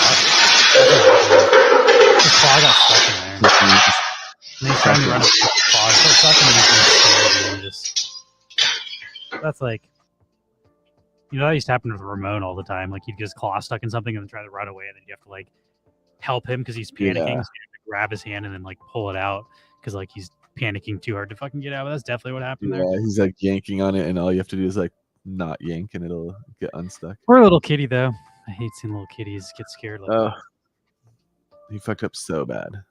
It did not start raining where we are, Valor and Vellum. It's sunny. I mean, it's like blue skies and sunny. Marcy and I went up for a nice little stroll. California. Blue skies and palm trees. It's relatively warm too. It's a nice day here.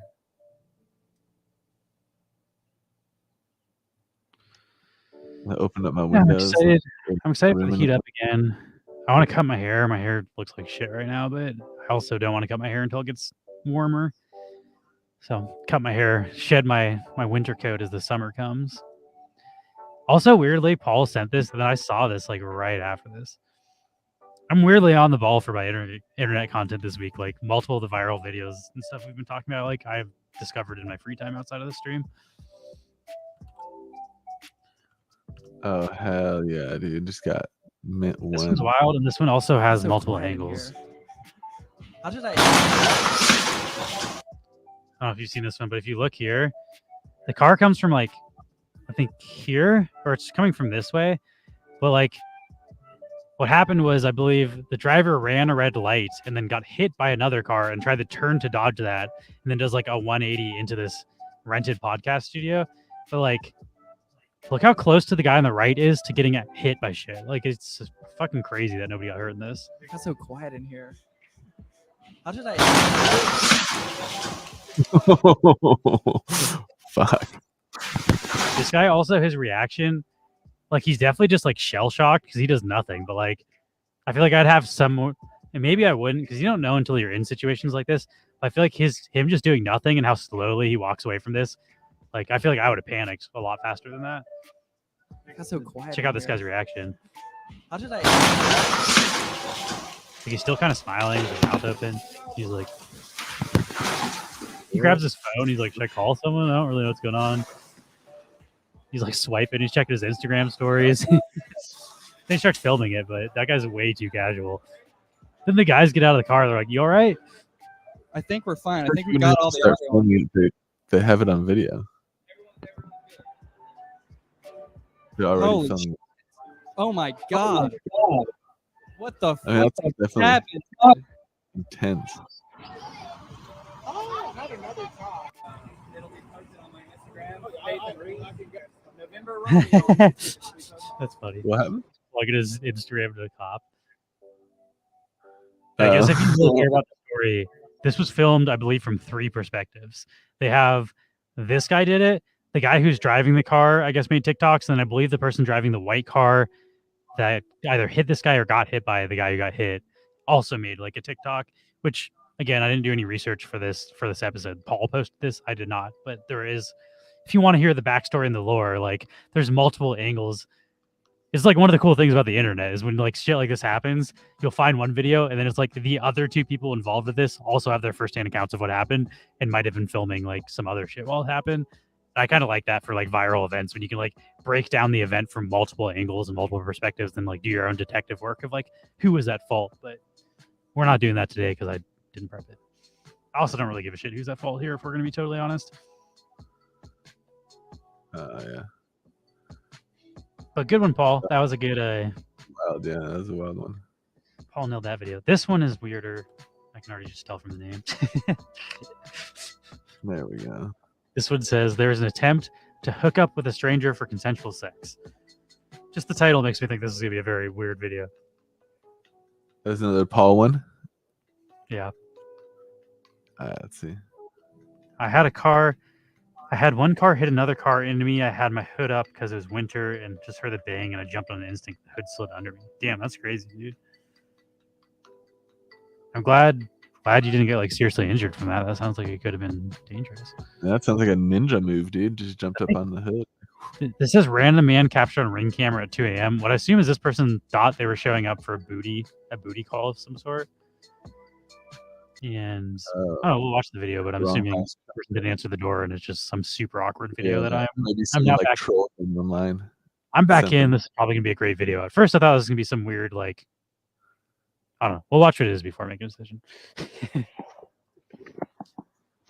Steven here. You got the wrong house. Oh, the hood went right under your feet. I am Damn, that's 100% into this. This is amazing. Some guys at the wrong house for a booty call. Look how creepy he is looking at his ring light. Or ring cam. I knew this was a ripoff. Okay, what are you looking for? A Steven? No, I am Steven. I'm looking for Fifi.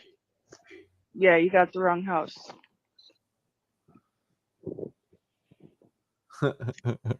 So you don't want to have sex tonight.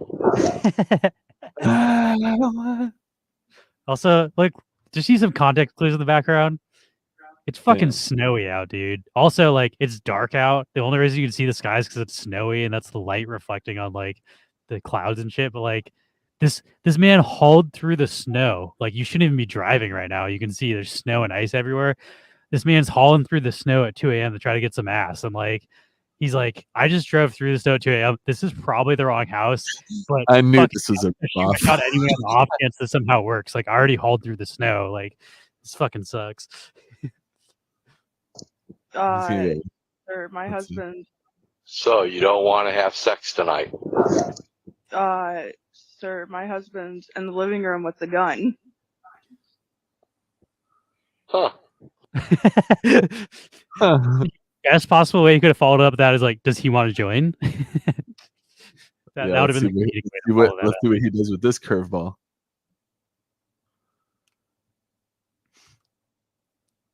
I don't know. I love this though. His response, huh? And also like the way this camera works, that like his mouth is closer than his forehead is just such an awkward angle. Like, this entire thing is fantastic. Paul nailed it on this video. Sir, my husband's in the living room with the gun. Huh. Okay. Have a good Understood. He just walks away without saying goodbye. He also left his car on. What a fucking. Okay, so the street isn't as icy as I thought it was. I thought that street, his body was covering the street. I thought it was just like pure snow, and I'm like, that guy's fucking. He's going through some treacherous terrain, trying to get the booty. Yeah, with his gun. It's like, what's he doing with just hanging out in the living room with his gun? I want to know how that happened now, though. Is some random person on Tinder just telling people to go to that random house? Like, like how do you get the wrong address? Probably some kind of troll. Yeah, I bet you some like other guy probably was never like woman involved. Just like trolled this dude and sent. Oh him no, to some- I'm not saying there was a woman ever involved, but like, then you have to wonder: is the person who lives in that house, is that the person the target as well? Because it's like, that's as maybe. inconvenient for some person who has like random dudes knocking on our door to say, "Well, do you want to get fucked by me?" Like, that's as much as a troll as the guy getting trolled. So like, that's why it's like there could be an interesting backstory behind that. As far as sounded like a Karen, is what at least Comic Sans said. Could be like some kind of like, some kind of like revenge troll, maybe. So maybe she deserved it, but I don't know. Yeah, that's pretty ridiculous. Or maybe she was like chatting with this guy and he like shared like super sexy pictures of himself, and then she saw him on the ring cam and she was just like, nah, like wrong house. Or maybe she gave him her address, but like her husband was gonna be gone at some point, then her husband's back, so she has to like, to not blow the cover in front of her husband, she has to be like, oh, my husband, somebody's gonna kill you, and then whispers, come back in 3 hours. Yeah. He goes to work at 7 a.m. When he gets online back at home, she's like, sorry, boo. Husband came home early. Anyway, could be. We speculated about everything that could happen in that video. Let's look at this is WCGW doing a little jump. Yeah, what we could should go start wrong? fan fiction. We should start fan fiction about that video, like the universe around that guy, those guys. I don't care enough to write it, but if you write it, I'll read it on stream. Chat GPT will We'll probably. have an AI. We'll have an AI do it. Are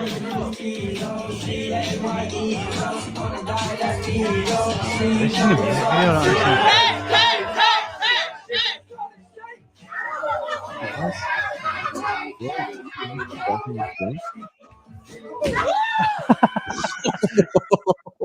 Okay. I hated everything about this video, and it 100% redeemed itself. I was like, what is this, and why are we watching it? Oh, man. Why are these dudes dressed like Marky Mark? How fucking circular is fashion? This is how Marky Mark dressed in like 1992, because like when he was rapping, he'd have his shirt off, and then it was like his Calvin Klein's completely exposed, his fucking whitey tighties. That style is 100% back. It took 20 years, but like, Yeah. that guy ate shit so hard. That was hilarious. He just dumped his drink all over the floor and then slipped in it. Like, what the fuck? And his head just like bounces off the ground too. He's like, That's also it's great because he's the fucking idiot that dumped, like, just waves that shit all over the floor, which that pissed me off. I was like, as someone who's fucking an adult, I was like, someone's gonna have to clean that up. That fucking sucks, bro. Don't spray shit all over my house. Yeah, for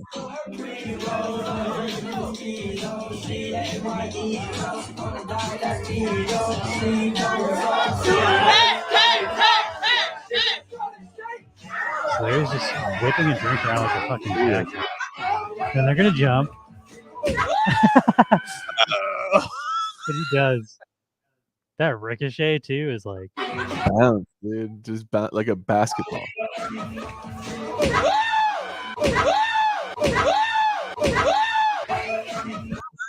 that's like a that can be used for like if you're like Max and myself, you'll watch like Vine compilations, and a big thing is taking sounds like that and remixing them into songs. That would be the intro of Hollaback Girl. Like, I've seen enough of those that just playing that 3 times, I'm like, oh, that's Hollaback. Boom, doo, I ain't no Hollaback Girl. Like, I expect to hear that after when I played that a couple times, because that's exactly how all those like Vines start. And just be like, I love those Vines. now I can't. Like, that would be the snare drum, and you do that as a drum fill. They'll also do that for like the Phil Collins boo-doo, boo-doo, I can feel it, but they'll do that with like do like with his head hitting it for each one, and they like edit it in with the music. Yeah. Oh man, he does just straight up go for it, full on headbutt to the floor. I wonder how would I find that on YouTube? Like,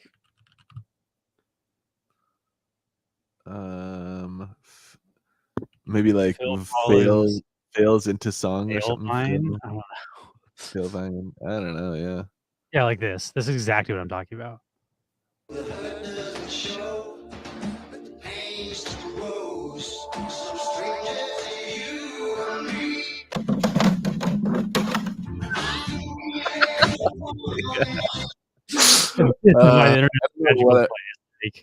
I love that kind of nonsense. A whole lane on the fucking internet. Like, we can find a cool like sound in a video and then edit it into a drum fill. Then you're winning the internet. I gotta watch that again. Fantastic. It's way up my alley. That's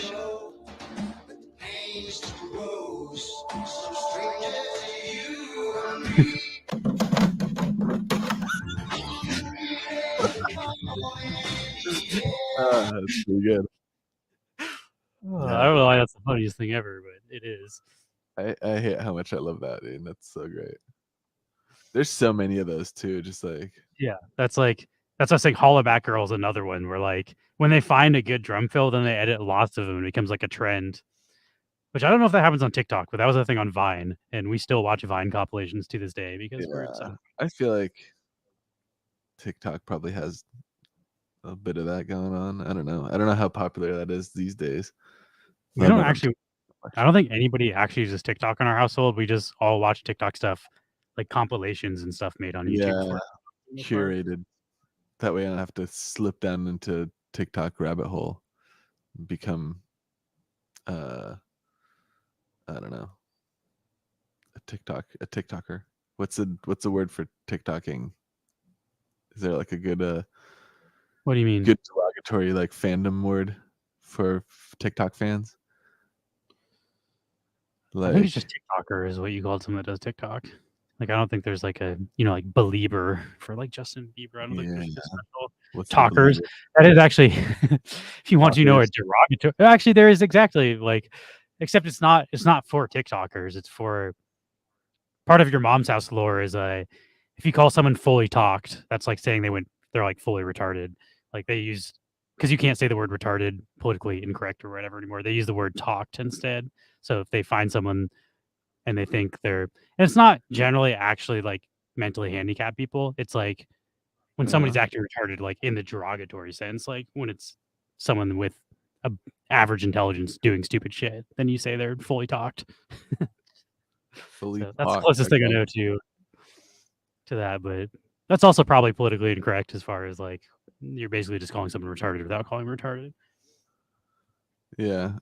It's like artard back in the WoW days where you couldn't like type it out, so people just type out artard. That was it's like a high school insult. I love it. I'm trying to Not think an of there's like some other weird ones. Like there's certain trigger words that get you flagged by YouTube automatically. So people have found ways around it.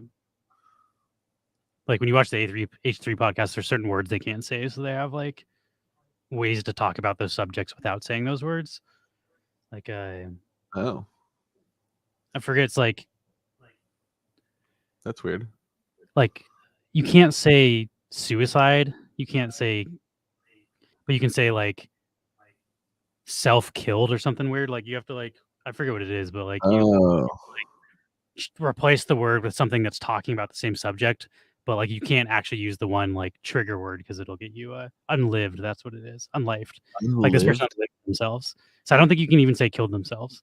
Which also I don't know if we're gonna get flagged for all that shit, but we're not monetized on YouTube in the first place, so they can't really demonetize this video if we're not making money.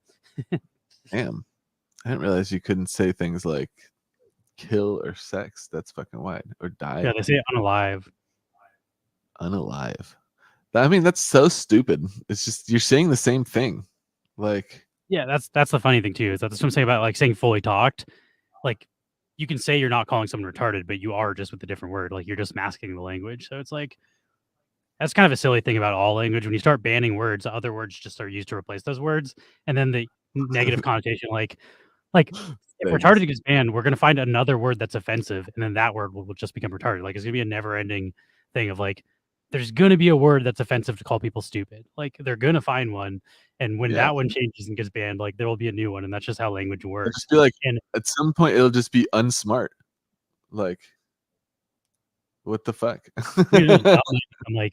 Dumb might become the new retarded in like 20 years. Like you can't call people dumb. Calling people dumb is offensive. That's a medical term. Somebody's medically dumb. Like who knows? Like all that stuff. But my point is like the whole point of insults is to choose something politically incorrect to insult someone. So like Yeah. when one word gets banned, they're just going to pick another word and then make it politically incorrect. So it's like you're never actually stopping that. Like you're not stopping the core issue, which is people trying to be a dick to other people, which that is not going to stop no matter what. So they're going to find other ways to do it, and then you'll just have to ban the new word.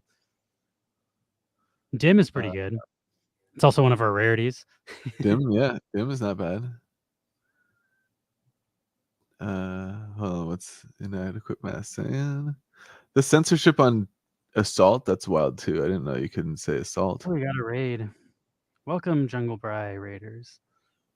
Here, we'll play you this fun video, but I believe Jungle Bry will be on our stream. Oh, thank you for the subscription, Crispy. Jungle Bry will be guesting on our stream next Friday, or Thursday, sorry. Next Thursday. So a week from today, Jungle Bry will be on our stream if anybody wants to hang. Let's play this video.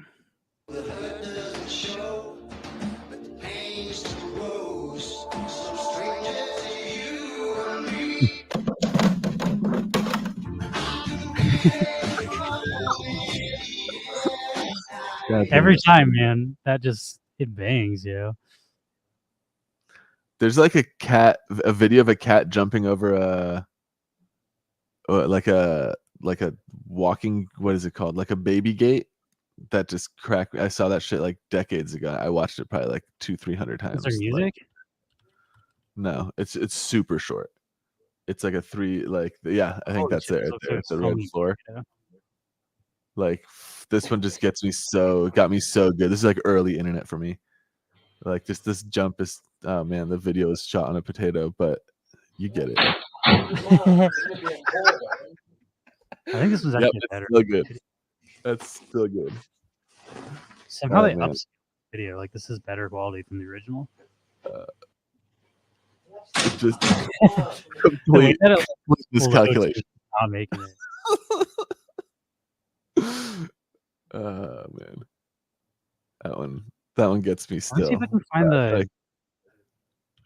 I saw that video before YouTube was a thing. That was like E-Bomb's World or something. Like some pre-YouTube cesspool of like crazy videos. Let's see if I can find. Like I was talking about Hollaback Girl. Let's see if that's what this is. Yeah. This my shit. All the girls stop your feet like this. This my shit. Rick Monte. This my shit. All the girls stop your feet like this. This my. All the girls stop your feet like this. I don't know. Yeah. This my shit. All the. I guess the other fun thing about it is like. The other fun thing about this though is like when you're watching a compilation video, you don't know when that's going to happen. Like when you're like, we know every single one of those is a Hollaback Girl, but when you're watching a Vine compilation video, that will be 1 out of 50 videos. So it's just a bunch of people falling, doing crazy shit, and then one of them just starts repeating, and then the song comes on. So it's always like every time it happens, you're like, oh, it's this one again. Like I don't know, it's a fun lane because you don't know what's happening until it happens. But like it just looks like a normal fail video, and then they remix it into a song. There's also the gong like one that is followed by like the prayer. Have you seen that one where someone like hits their head and it's like nobody pottery like that kind of thing? That's really fucking funny. How would I call it? I mean, I can Google it, but you got to give me search terms. Let's say like failed bell prayer as search terms. Failed bell prayer? Is that what you said? Yeah, like bell and then prayer because like a bell sound effect, and then there's like the praying. Me maybe. Yeah, let's see. Huh. That's totally the like sound I was thinking. But then it would be like followed by like some like very church like reverby sounding person saying like in nomine Patris Iris Sancti or something like that. It's really funny. If you can find me a video, show it. But you're not giving me good search terms. Like Yeah, saying let's something. see. No, that's not searchable. Yeah, let me see if I can find. The thing you're trying to search for needs to be more defined because what If I I just can searched. type out like the gibberish that I'm trying to say. If I find a video of it. I'm trying to think of other sound ones. We could just watch some. Why not? Let's watch a Vine compilation. Like in essence, we're talking about it so much. The nice thing about Vine too is like you can play, I think, up to 15 seconds of copyrighted music, and like all Vines are like 15 seconds or shorter. So like you can show these copyrighted songs and the fun things within them.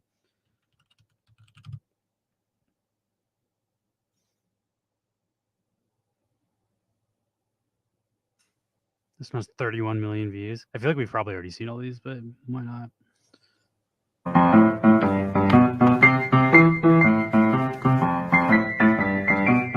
What the fuck is up, Kyle? No, what did you say, dude? What the fuck, dude? Step the fuck up, Kyle. What it is? What's up? What's up? I will say there's a large percentage of Vines I just do not understand at all or find entertaining or funny. Yeah. It's like 1 out of every 5 is a fucking banger, and then there's a bunch of shit where I'm just like, is this a trend I don't understand? Like, did a lot of people react to people doing chopsticks? Like what was the joke even there? Like, I don't even understand that at all, if I'm being honest. But that's part of the fun of like running into Vine is like some of the shit just doesn't make any sense. And then the more of that you watch, then you do start to notice patterns, and then stuff starts to make more sense. But like, yeah, I don't even know what the fuck that was. Got your nigga in the cup. God damn. Oh. Well, it is. What are you? Do it for the Vine. I ain't gonna do it. Do it for the Vine. I ain't gonna do it. Do it for the Vine. I'm gonna do it. Do it for the Vine. Let me hop out the Porsche. I don't wanna hit that. Shut the up.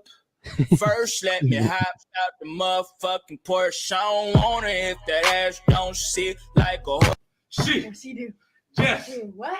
Babe. Fuck it up, fuck it up, fuck it up. One of my twists, nigga. She want the Zim, you got a date? Or no? You tryna date? Or no? Yeah, I feel like I miss a lot of them, but the ones I Vine like is are such a really. weird fucking place. I don't like this compilation, if I'm being honest. Also, what's up with like June 2018 Vines? I don't think Vine was even around since like people are You making should Vine type in Visca Girl, like Save the Turtles. That like because that shit I saw that and I was just like, okay, I'm old. Like I just like don't get this. I haven't seen that one. This kid also like people love him on Vine. Well, I'm Squidward. Hi, I'm Renata Bliss, and I'm your freestyle dance teacher.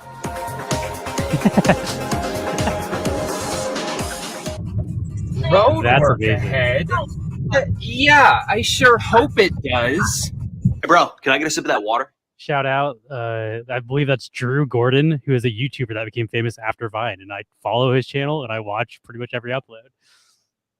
That guy, he does videos where he'll buy every single Facebook advertisement that comes on his feed, and he buys like all of the just random like crap. And I don't know, I like watching those. He also did like he'll do like workout regimens. He'll buy like into like scam workouts routines and like do them for a month and then tell you if they work. But it's like the vlogger lane of YouTube. I'm not super into that lane, but shout out to Drew.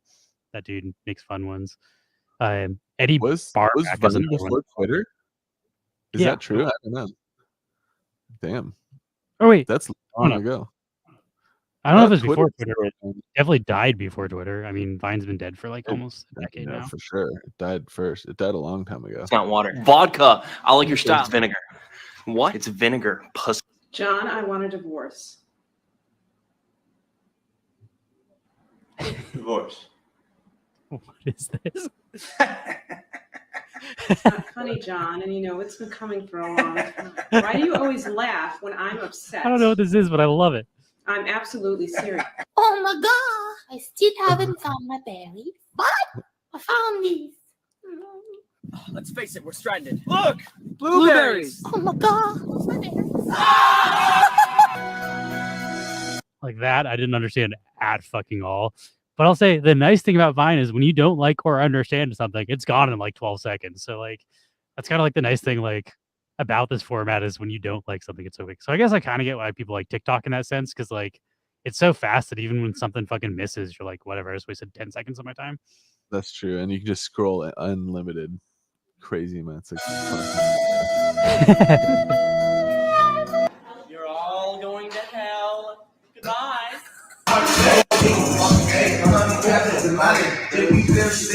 Wow. Look at all those chickens. That's a classic. Some of these videos are way too funny for what they are. Like,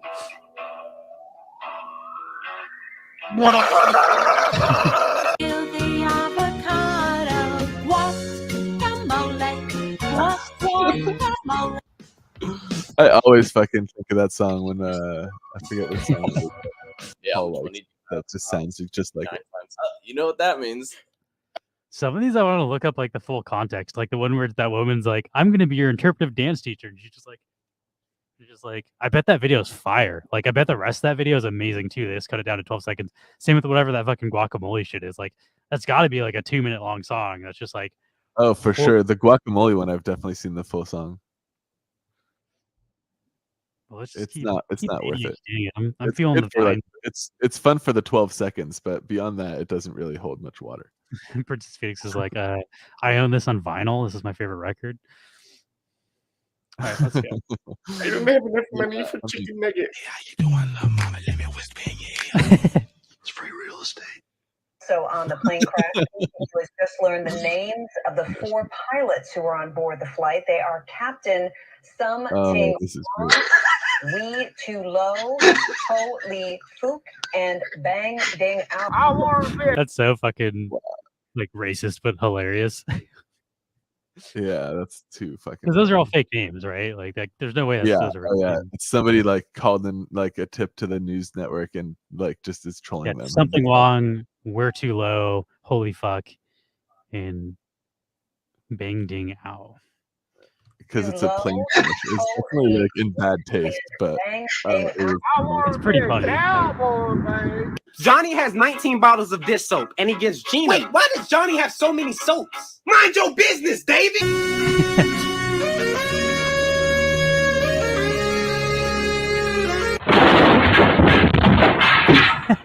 What the fuck? Hey, Ron. Hey, Billy. Hey Ron, hey Billy, this is the I don't know the context of this video, but this is one of the favorite things I've seen today. That's also pretty good too. Hey, Ron. Hey, Billy. That's gotta be fucking overdubbed, right? There's no way that's real audio. Like, that's one yeah, type of camera that doesn't even have audio in it. Security cameras generally don't have audio. I feel like that's gotta be fully and overdubbed. That's so fucking funny if that's how that actually went down. Hey Bob, hey Billy. Nice. Some shit right there. I just don't feel your name. Dude.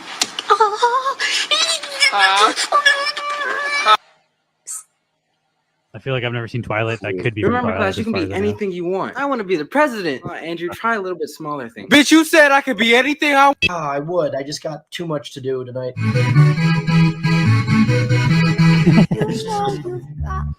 I have that synthesizer. That's a microcorg. This shit's making me want to get into TikTok. Vine's kind of killing it. That thing that makes the girls all swing. Daddy? Do I look? I do that. 让他就来吃口奶。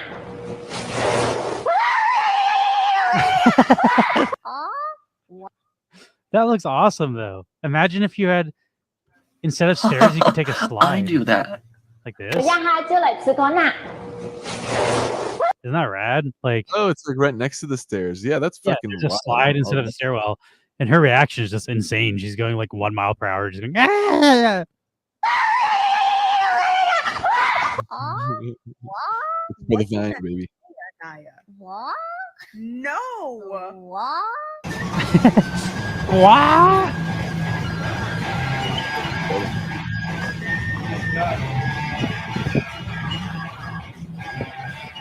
Dude, that guy's fucking shredding, man. Yeah, shredding on the recorder. He's also not playing in the like. I feel like that video has to be for comedy. Like, he's not even playing in the correct key. I've done that a bit though. Like, I used to have a harmonica in my car and I'd fucking bust out harmonica jams at stop signs and stuff. Like, who hasn't been jamming out in their car a little bit too hard? The recorder is just a weird instrument, which is what makes it funny. It's a good place to jam out, but yeah, nothing really sounds good on a recorder. Recorder, like, we've seen a bunch of them in this compilation already. It's just like a joke instrument. That shit's funny. Yeah, exactly. It's a joke. It's a pretty good joke. That's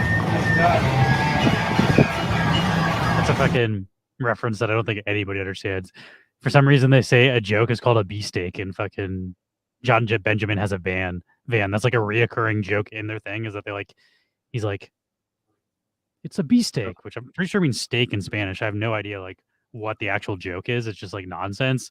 But every once in a while, when someone's like, "Oh, it's a joke," I'm like, "Yeah, it's a beefsteak," and like no one knows the fuck I'm talking about. It's a reference to a TV show that had like one season in Comedy Central 15 years ago. But John Benjamin has a van. Check it out. It was a fun show. That was John Benjamin is the voice of Archer, and he's the voice of Bob from Bob's Burgers. But he has his own live action show, which was like, it's kind of like mockumentaries nonsense. But Nathan Fielder was on that show. The sound guy, the on-person sound guy, who's not the actual sound guy, is Nathan Fielder, who's Nathan For You. So that was Nathan For You's break as well. He wrote for that show, and he was one of the cast members. So like, everybody from John Benjamin Has a Van ended up making like amazing shit afterwards that you've seen, but John Benjamin Has a Van just never took off. But check it out if you're like into that style of comedy. Fuck it, I'll just pull up a clip word off the rails. John Benjamin, dude. I love John Benjamin though. Yeah, his stuff is fun. I'm also a big fan of John Glaser, who works with John Benjamin a lot. He's the guy who does like Neon Wolf or Neon Joe, Werewolf Hunter, and he does the Epic Air Show. And he also does Delocated. But that guy works with John Benjamin. They had a improv group called John and John, which is John Glaser, John Benjamin. But they were like improv partners before they both separated and like became famous separately. But they're like long-term friends. Oh, that's pretty good. You can't shoot here is one of the fucking sketches. It's just them going into stores and people saying you can't shoot here. They're like, oh, okay, really? I can't shoot here? Awesome. And they just walk out and they're like, that was you can't shoot here. That's a reoccurring gag that happens in the show, but it's not that creative of me, guys. It's a pretty funny bit. Very good low budget. I wonder if I can find the beefsteak thing.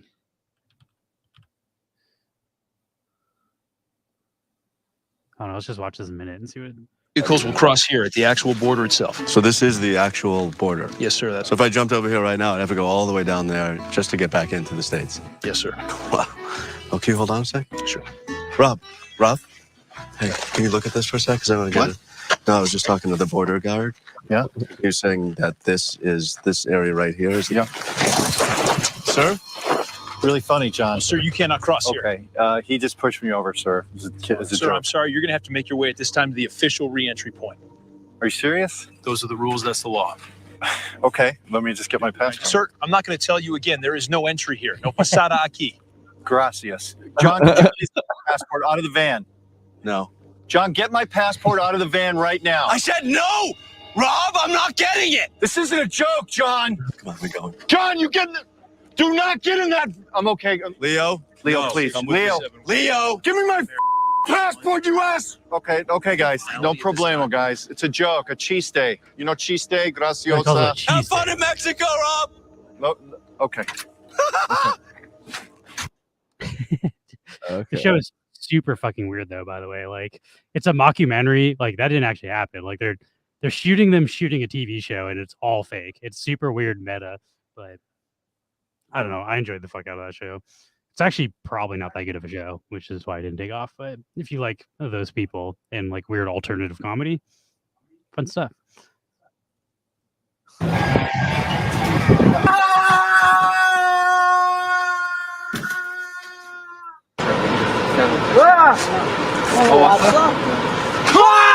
Am I gay? No.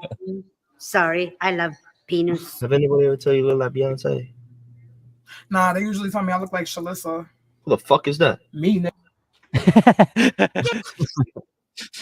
That woman fucking rocks, dude. I'm gonna use that. It's like everybody told you to look like that. Nah, they tell me they look like Lewis. Who's that? It's me. Get the F off my yard! Hello. Hello. Hello. Hello. Hello. Hello. Hello. Hello. Hello. Hello.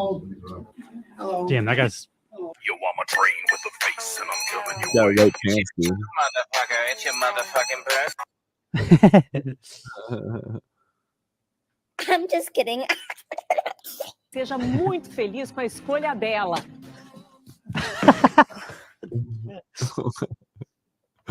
The way she fell over that is the most like she could have just stopped walking. She like slowly fell over that. That was awesome. Just like gave up. Com a escolha dela. Wait, oh yes, wait a minute, Mr. Postman. Pinky Winky Boom Boom Bonds. You want to poke it? They ask you how you are, you just have to say that you're fine. And you're not really fine, but you just can't get into it because they... That's another one of those cuts. That's a reoccurring thing on Vine. Hi. Okay. I play in a band. That was honestly pretty similar to your like prayer one that pops up. Like that freeze frame where they do like, no, like that's kind of similar to the vibe of like freeze frame and then they do that prayer thing after a fail. That's fun. I was in a band. Stop putting so much stuff on your lid. Stop putting so much on. Stop. And in here, 2 shots of vodka. Then 1 shot of melon liqueur. That's a lot of vodka for 1 shot. It is Wednesday, my dudes. Get to Del Taco. They got a new thing called Free Shavakadu. Free Shavakadu. That one I also quote to this day. Free Shavakadu. That's such a fucking good one. Free Shavakadu. It's good because it's not even that funny, and she laughs so fucking hard at it. Like, she thinks she just made the funniest joke in the world. Oh, dude. It's a classic. Get to Del Taco. They got a new thing called Free Shavakadu. I'm not sad. I'm just cutting Free cucumbers. Sausage! I'm saying I do not fucking like sausage! You know what, dude? I'm out of here. What did you do? I shaved my eyebrows. Why did you do that? I don't know. What the fuck? Is this allowed? That kid was so excited about shaving his eyebrows. I love that. I'm gonna watch that again. He does look very strange What now. did you do?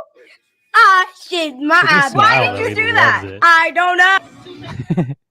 I shaved my eyebrows. I don't know. Like, his happiness of shaving his eyebrows is fucking wonderful. What the fuck? Is this allowed? What the fuck? Is that allowed? Now, yes.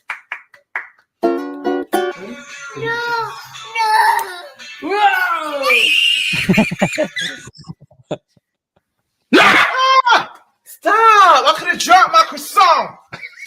We're told to stay off roadways unless absolutely, positively necessary. I want a donut. And they were rooming. Roadways Like I say, this is the guy trying to get booty at 2 a.m. from the fucking ring cam. unless absolutely, positively necessary. I want a donut. And they were That is a great cut. Do not use the roads unless absolutely positively necessary. I wanted donuts. So fucking, when you got needs, okay? If you need a donut and it's in the middle, like you're iced in, you might have to hit a car too, but you're gonna get your donut. It's worth it. Yes. Slide your way down to Yum Yums. I'm John Cena. That's actually pretty impressive. Country Yeah. boy, I love you. I don't want to be cool anymore. Well, I guess I don't have a choice. What the fuck, Richard? What happened there? I didn't see that. What the? I don't have a choice. Full screening. What the fuck, Richard? I guess he just threw the frisbee in the wrong direction. You need to leave. What did she do? What the She fuck? yeeted something off her. Oh, she threw food on the fucking person next to her. What a dick move, dude. There's somebody sitting in that stall behind her and she just dumps food on them. You need to leave. Yeah, get the fuck out of here. Adam. Hi, thanks for checking in. I'm I love still a that piece fucking- of garbage. Fucking money. I put that to this day too. Lipstick and my Valentino white. Man, I love friendship almost as much as I love myself. So basically, All right. I'm getting vined out. We've watched 7 out of 12 minutes. Yeah, got that's anything to 7 talk about minutes today, Matt? is about as far as I can take that too. Should we just call it a stream? I haven't smoked enough weed to watch like hours of Vine. Normally, when we're watching these, it's That's like a late 2 night a.m. thing. We've been smoking weed for multiple hours beforehand, and it's sort of you just melt into the couch, and then the Vine just takes over you, takes Maybe over like your body. surf your phone while the vines Yeah, are you're going also and- looking at Reddit and watching other videos while those videos are popping up, and you're just it's a whole thing. It's try it out. Try it out. You're super like entertained. Just like a bunch of fucking bullshit stimulus all around. let's do a giveaway, I guess. Maybe call it a Yeah, stream. I'm also curious. Hold on, let me see. Did they announce the latest Funko? Like the physicals are going to be for the? Oh yeah, they already announced that for D&D. I posted Yeah, that for on our D&D, Discord a couple they days had- ago. They had as of a couple days ago. I have to look those up then. Because that sale is on Tuesday, I believe. So if you look here, these are the redeemables. They got the There you go. Another one. Yeah. They've got the Demogorgon, who I know from Stranger Things bad guy. They've got the Displacer Beast. They've got the Owlbear. I think the Owlbear is actually pretty sick. Oh, what the fuck? It looks like a bigger like box than the it's normal. in a bigger box too. It's not the like normal size Funko box. And I think this one might be 2. Nope, that's a normal box. So the Owlbear is the only one in like a different box. It looks like. What's the Freddy? This never works. And like I was saying that to somebody last time, they're like, it's just you. But it's like, why is every fucking time the last one doesn't work for me? Like, there's got to be more people using the Edge browser. This can't be like a. Yeah, I can never see the last one, but it looks like Freddy in a wizard robe. Okay. I can't see him. Yeah, that happens to me on every single drop they've ever done. The last one won't load, so I don't know what's up with that. But Owlbear is definitely cool. The Owlbear definitely looks like the chase for that set. NFTs are pretty cool too. Damn, dude. Yeah, what the fuck? The water looks okay. I was about to say the water looks great, but it doesn't. It doesn't look bad, but it doesn't look great. Like that water looks okay. Water is really tricky to make look nice too. Yeah, that's pretty cool for a Funko NFT. For an NFT render, that's fine. Like, yeah, for a movie, that looks a little not great. Oh, look, kitties! There's 2 of them. I like that. That one's pretty cool. It's a little like loop too. I like that. The owlbear. Can owlbears fly? Or are they too heavy? I feel like there's no way that thing flies. And why does it even need to be an owl though if it can't fly? I don't know. For the beak, he has a big beak and claws. I mean, I and understand its face looks like an owl, but it's like evolutionarily speaking, how does that benefit? Like, how is that a scarier monster? It does look like it has some sort of. It looks like it has kind of wings on its like. It has wings. arm. It's an owl mixed with a bear. That's an owl Yeah, bear. maybe it can fly. So I'm like, can it fly? Because like otherwise, how is this scarier than a bear?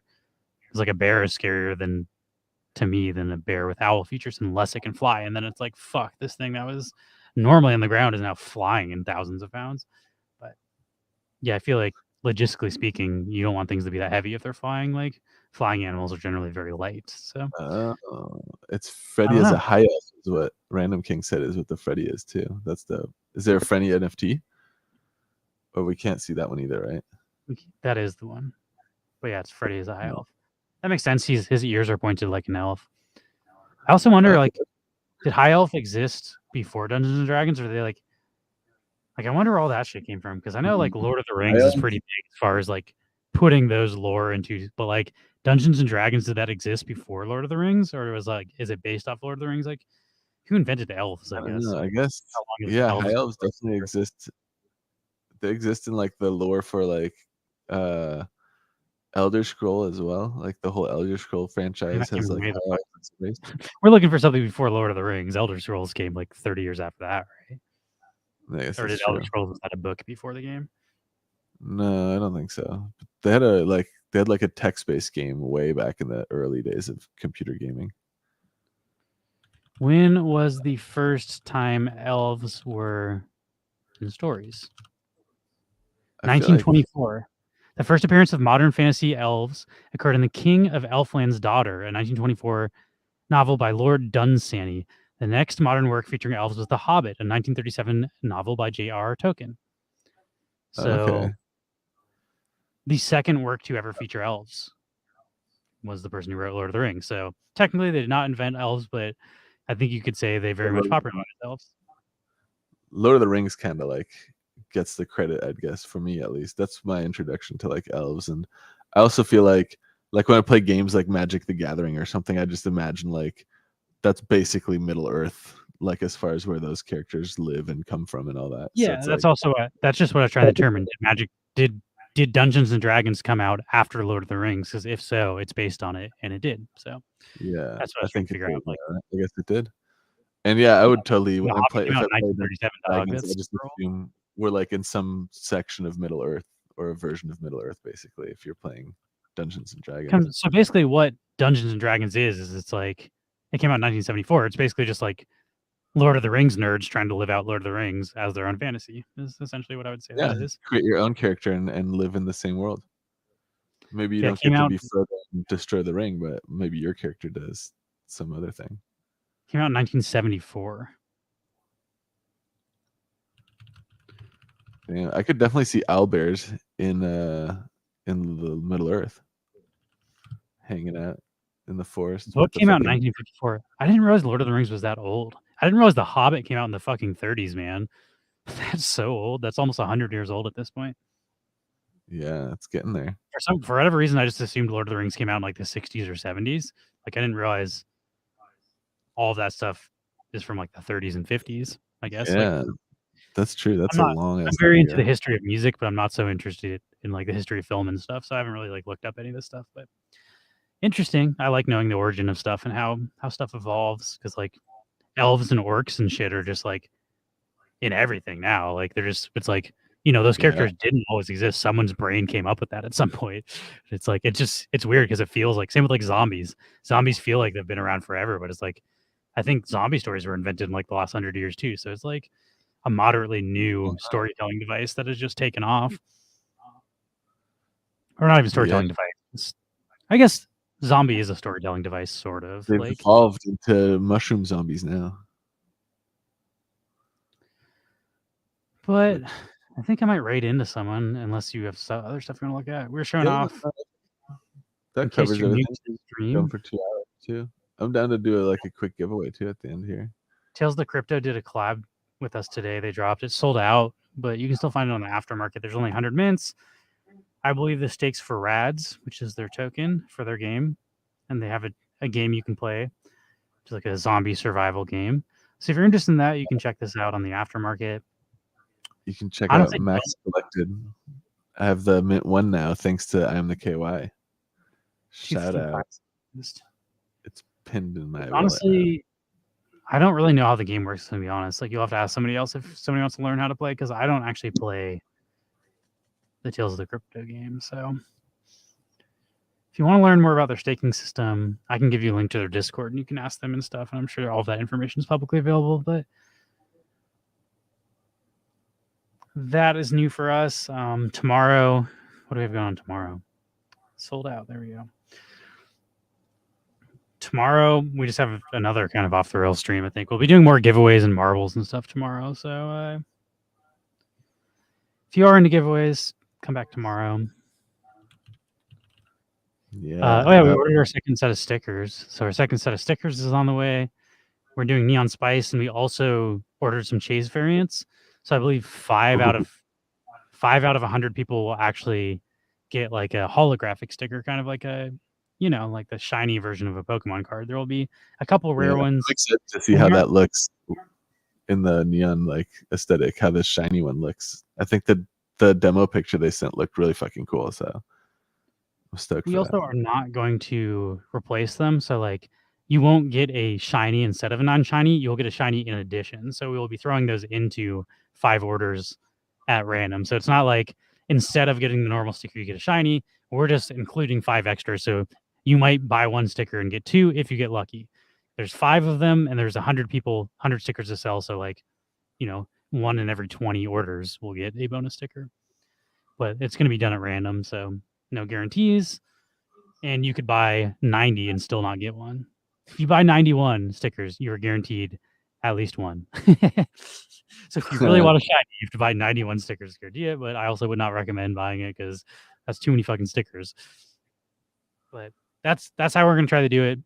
And we're going to do the same thing. We'll do a marble race. So we'll put in all of the people who bought. So if you bought 10 stickers, you'll get 10 entries into the marble race. And then the marble race will decide who gets the shinies. So everybody that bought an order will get, maybe not their wax wallet, but their account name or whatever enter. And then whoever's account, the top 10 winners of that race, or the top 5, sorry, will get the hologram stickers. But we'll do that maybe like a week after the sale. So people have time to get into the list for the hologram. Nice. You got your first stickers a couple days ago. Got min number 7. We also appreciate it to everybody who's been ordering and supporting us. And we're pretty happy with how it's going. The fact that we made enough money to do a second order is awesome. And if we can continue to do this, probably once a month, I would say you can potentially trade blend tokens for stickers. So it's just now ongoing, reoccurring use case for the blend token. And I think it's pretty cool that like you could have started as a digital collector, bought our first drop, and then like, you know, never bought anything else and just blend into blend tokens and eventually get sticker versions of that stuff. So like, I don't know. I feel like we're doing pretty cool stuff as far as like, if you bought our first drop, it's not like you can't access this new stuff. It is RNG based. It's not like everybody who bought our first drop can get a free blend token sticker or whatever. It's not free. It's blend tokens, but like, you know, it's based on RNG. But the point is still that anybody who participated early is still now able to potentially participate later. And we're giving people the chance to use their older stakes to get into new stuff. And honestly, we would give more away if it was possible, but like, we need to make money to buy stickers. We can't just like print stickers from nowhere. It costs money. So all the money we were making on the stickers is being used to buy more stickers, which is how we're doing the second batch. And then eventually we'll do pins and stuff, which we've been kind of talking behind the scenes. I'm crunching the numbers of what it'd take to make a set of pins. And I think it's very possible that we can do a set of 10 pins. And those would be for like pack artwork. So it'd basically be like Funko, or if you pull any of the legendaries or grails in our collection, which would probably be the nakeds and the shines, which you would throw into packs instead of doing blends for. If you pulled those, then you would be dropped like the redeem. But we haven't quite figured that out yet, but it seems like logistically very possible, I guess, which is nice because like, yeah, I don't know, I just hadn't crunched the numbers of like if that would work out. I think it will work. We do need to raise money first, but I think we'll be able to do that. So I'm excited. Like, I think by the end of the year, there's a realistic possibility that you'll be able to pull redeemables out of neon packs, but also that's not even the next thing on our to-do list. So I don't want to make any promises for timeframes. Like, it could take us, that could not come out next year, even though we're at the beginning of the year. Like, we're working on a profile picture project. We've never done that before. I don't know how long it's going to take us to make all the individual artworks, mash everything up, and like it's going to take considerable time. If we have, say, 500 one-of-one profile pictures, that's 500 different IFPS hashes we have to upload to Pinata and then link to every single temple manually. Like, it's a lot of work to get all that stuff minted and stuff. So I don't know how long it's going to take us, but that's sort of the next on the to-do list is neon profile picture, and then hopefully another pack drop. And in that pack drop, we'll have physical collectibles. I would say is like what's on deck for neon space. That'll be cool. Also, I guess with the physical collectibles, just being able to pull those from a pack is gonna be dope, especially because you should get like a community pack as well. Is still the you plan. can pull them from airdrops as well. Yeah, you could get airdropped a pack and then rip a physical redeemable out of it in the future. Is like the long-term goal here. Grubfish. So I also don't think that's what I'm saying. Like, that's not an unrealistic long-term goal. Like, that could happen in the next year if we play our cards right. But also, again, I don't want to make any promises time frame wise, but I'm getting more excited about it as far as it being like a realistic possibility. Everybody, it's time! Exclamation point play if you want to join this giveaway. This is for a Neon Space Crittercraft. Yeah. It's time thing going.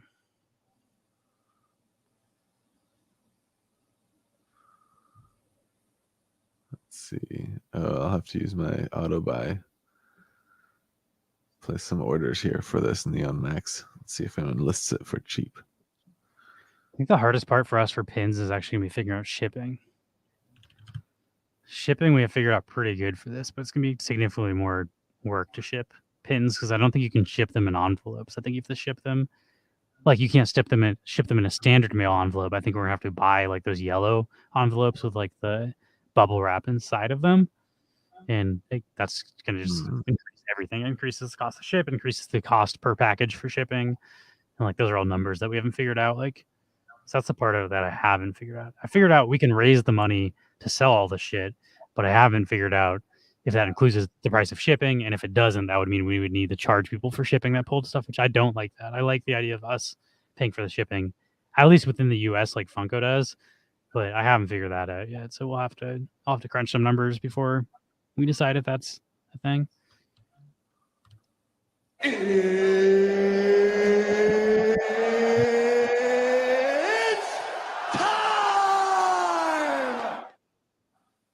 I feel like pins shouldn't be that expensive, but also I don't really ever ship stuff internationally. I don't know how much more expensive it gets to ship things to Europe. Yeah, I guess that's true. I don't think it's that crazy. I claimed my Oni the other day, Princess Phoenix. I'm only not replying you because I just did it, but I see your comments. Can Oni has devs been do claimed. something? I have like over a month until I need to claim my Oni again, so I'm okay. Nice. Yeah, I don't know, Willow Barb. What I do know is that I don't know. I understand I need to do research on this, so I will definitely be researching, asking Priscilla what she does. That's literally what I did for stickers. I was like, "Hey, Priscilla, we're about to mail stickers.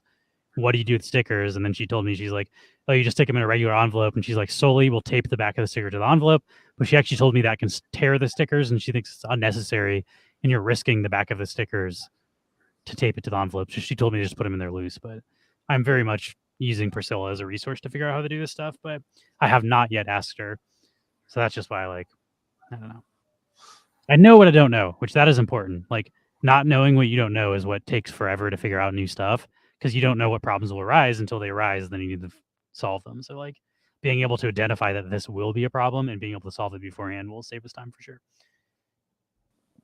But yeah, we're definitely still in kind of like the brainstorming process of this. We don't have anything set in stone for pins, but I'm having fun with it. It's definitely a decent amount of work to figure all this stuff out, but also I think it's worth it because once you figure it out, you can kind of just plug and play with the new artworks. But it does take a while to like make sure the logistics work, and it's not like losing us money as a company, because if we go bankrupt, you all will have no physical collectibles from us because we will not be able to manufacture them. All right, let's get some grubs.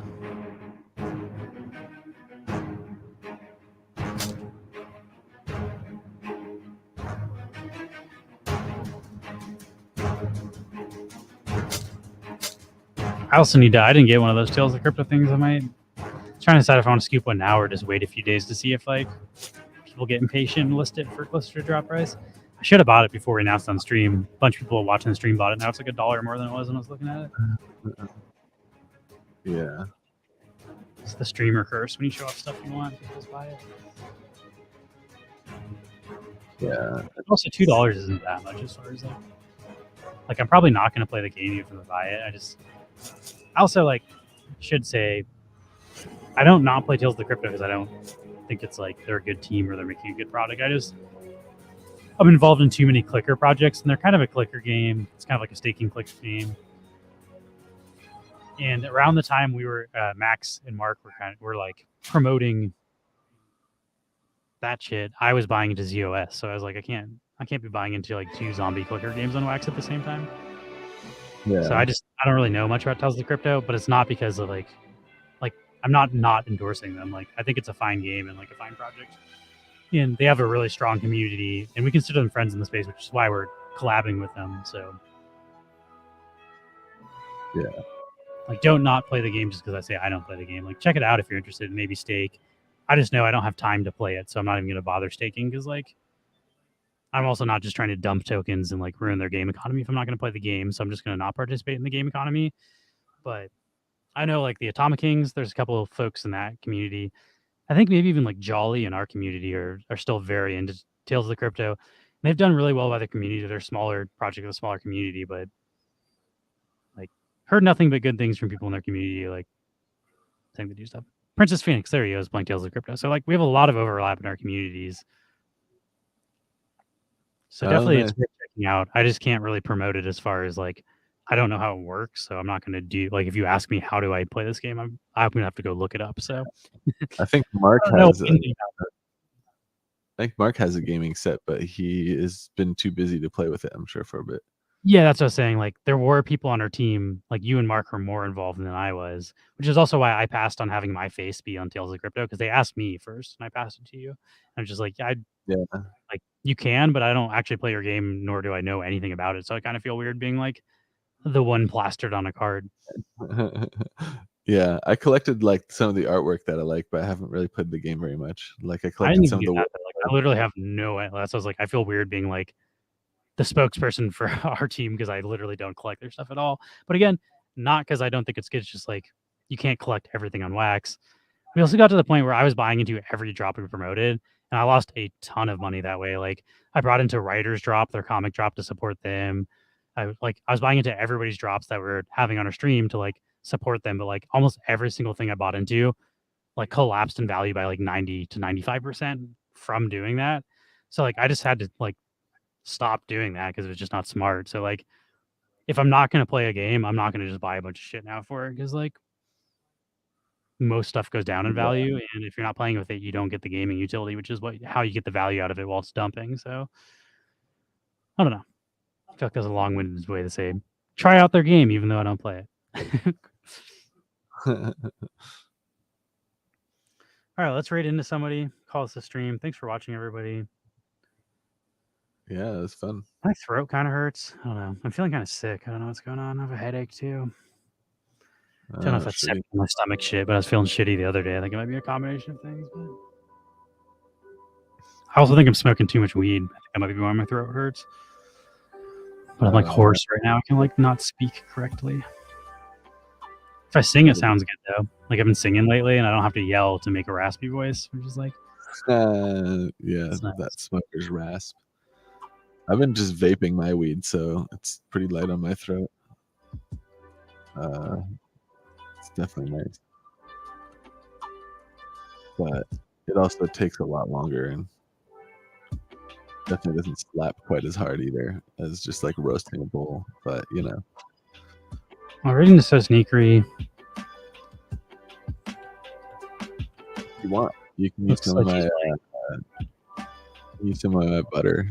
You get edibles, make edibles. Get stoned. No, one problem with the edibles is my stomach's all fucked up. So like throwing more shit into that cauldron of gas and shit is like usually not good.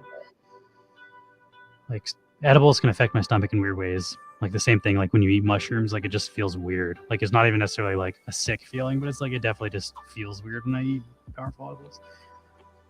But anyway, I'm rating So Sneaker. He's playing Warsaken. Hit us up in Discord if anyone wants to hang. I'll be around. Most likely grinding Our Planet. Our Planet's getting crazy right now. I missed a bunch of tags. I think I saved Seeker's base. Oh yeah. Let's see what I got. But I'll be around if anyone wants to hit us up in Discord. Otherwise, we'll see y'all tomorrow. Peace out and catch y'all later. Later. Thanks for joining us.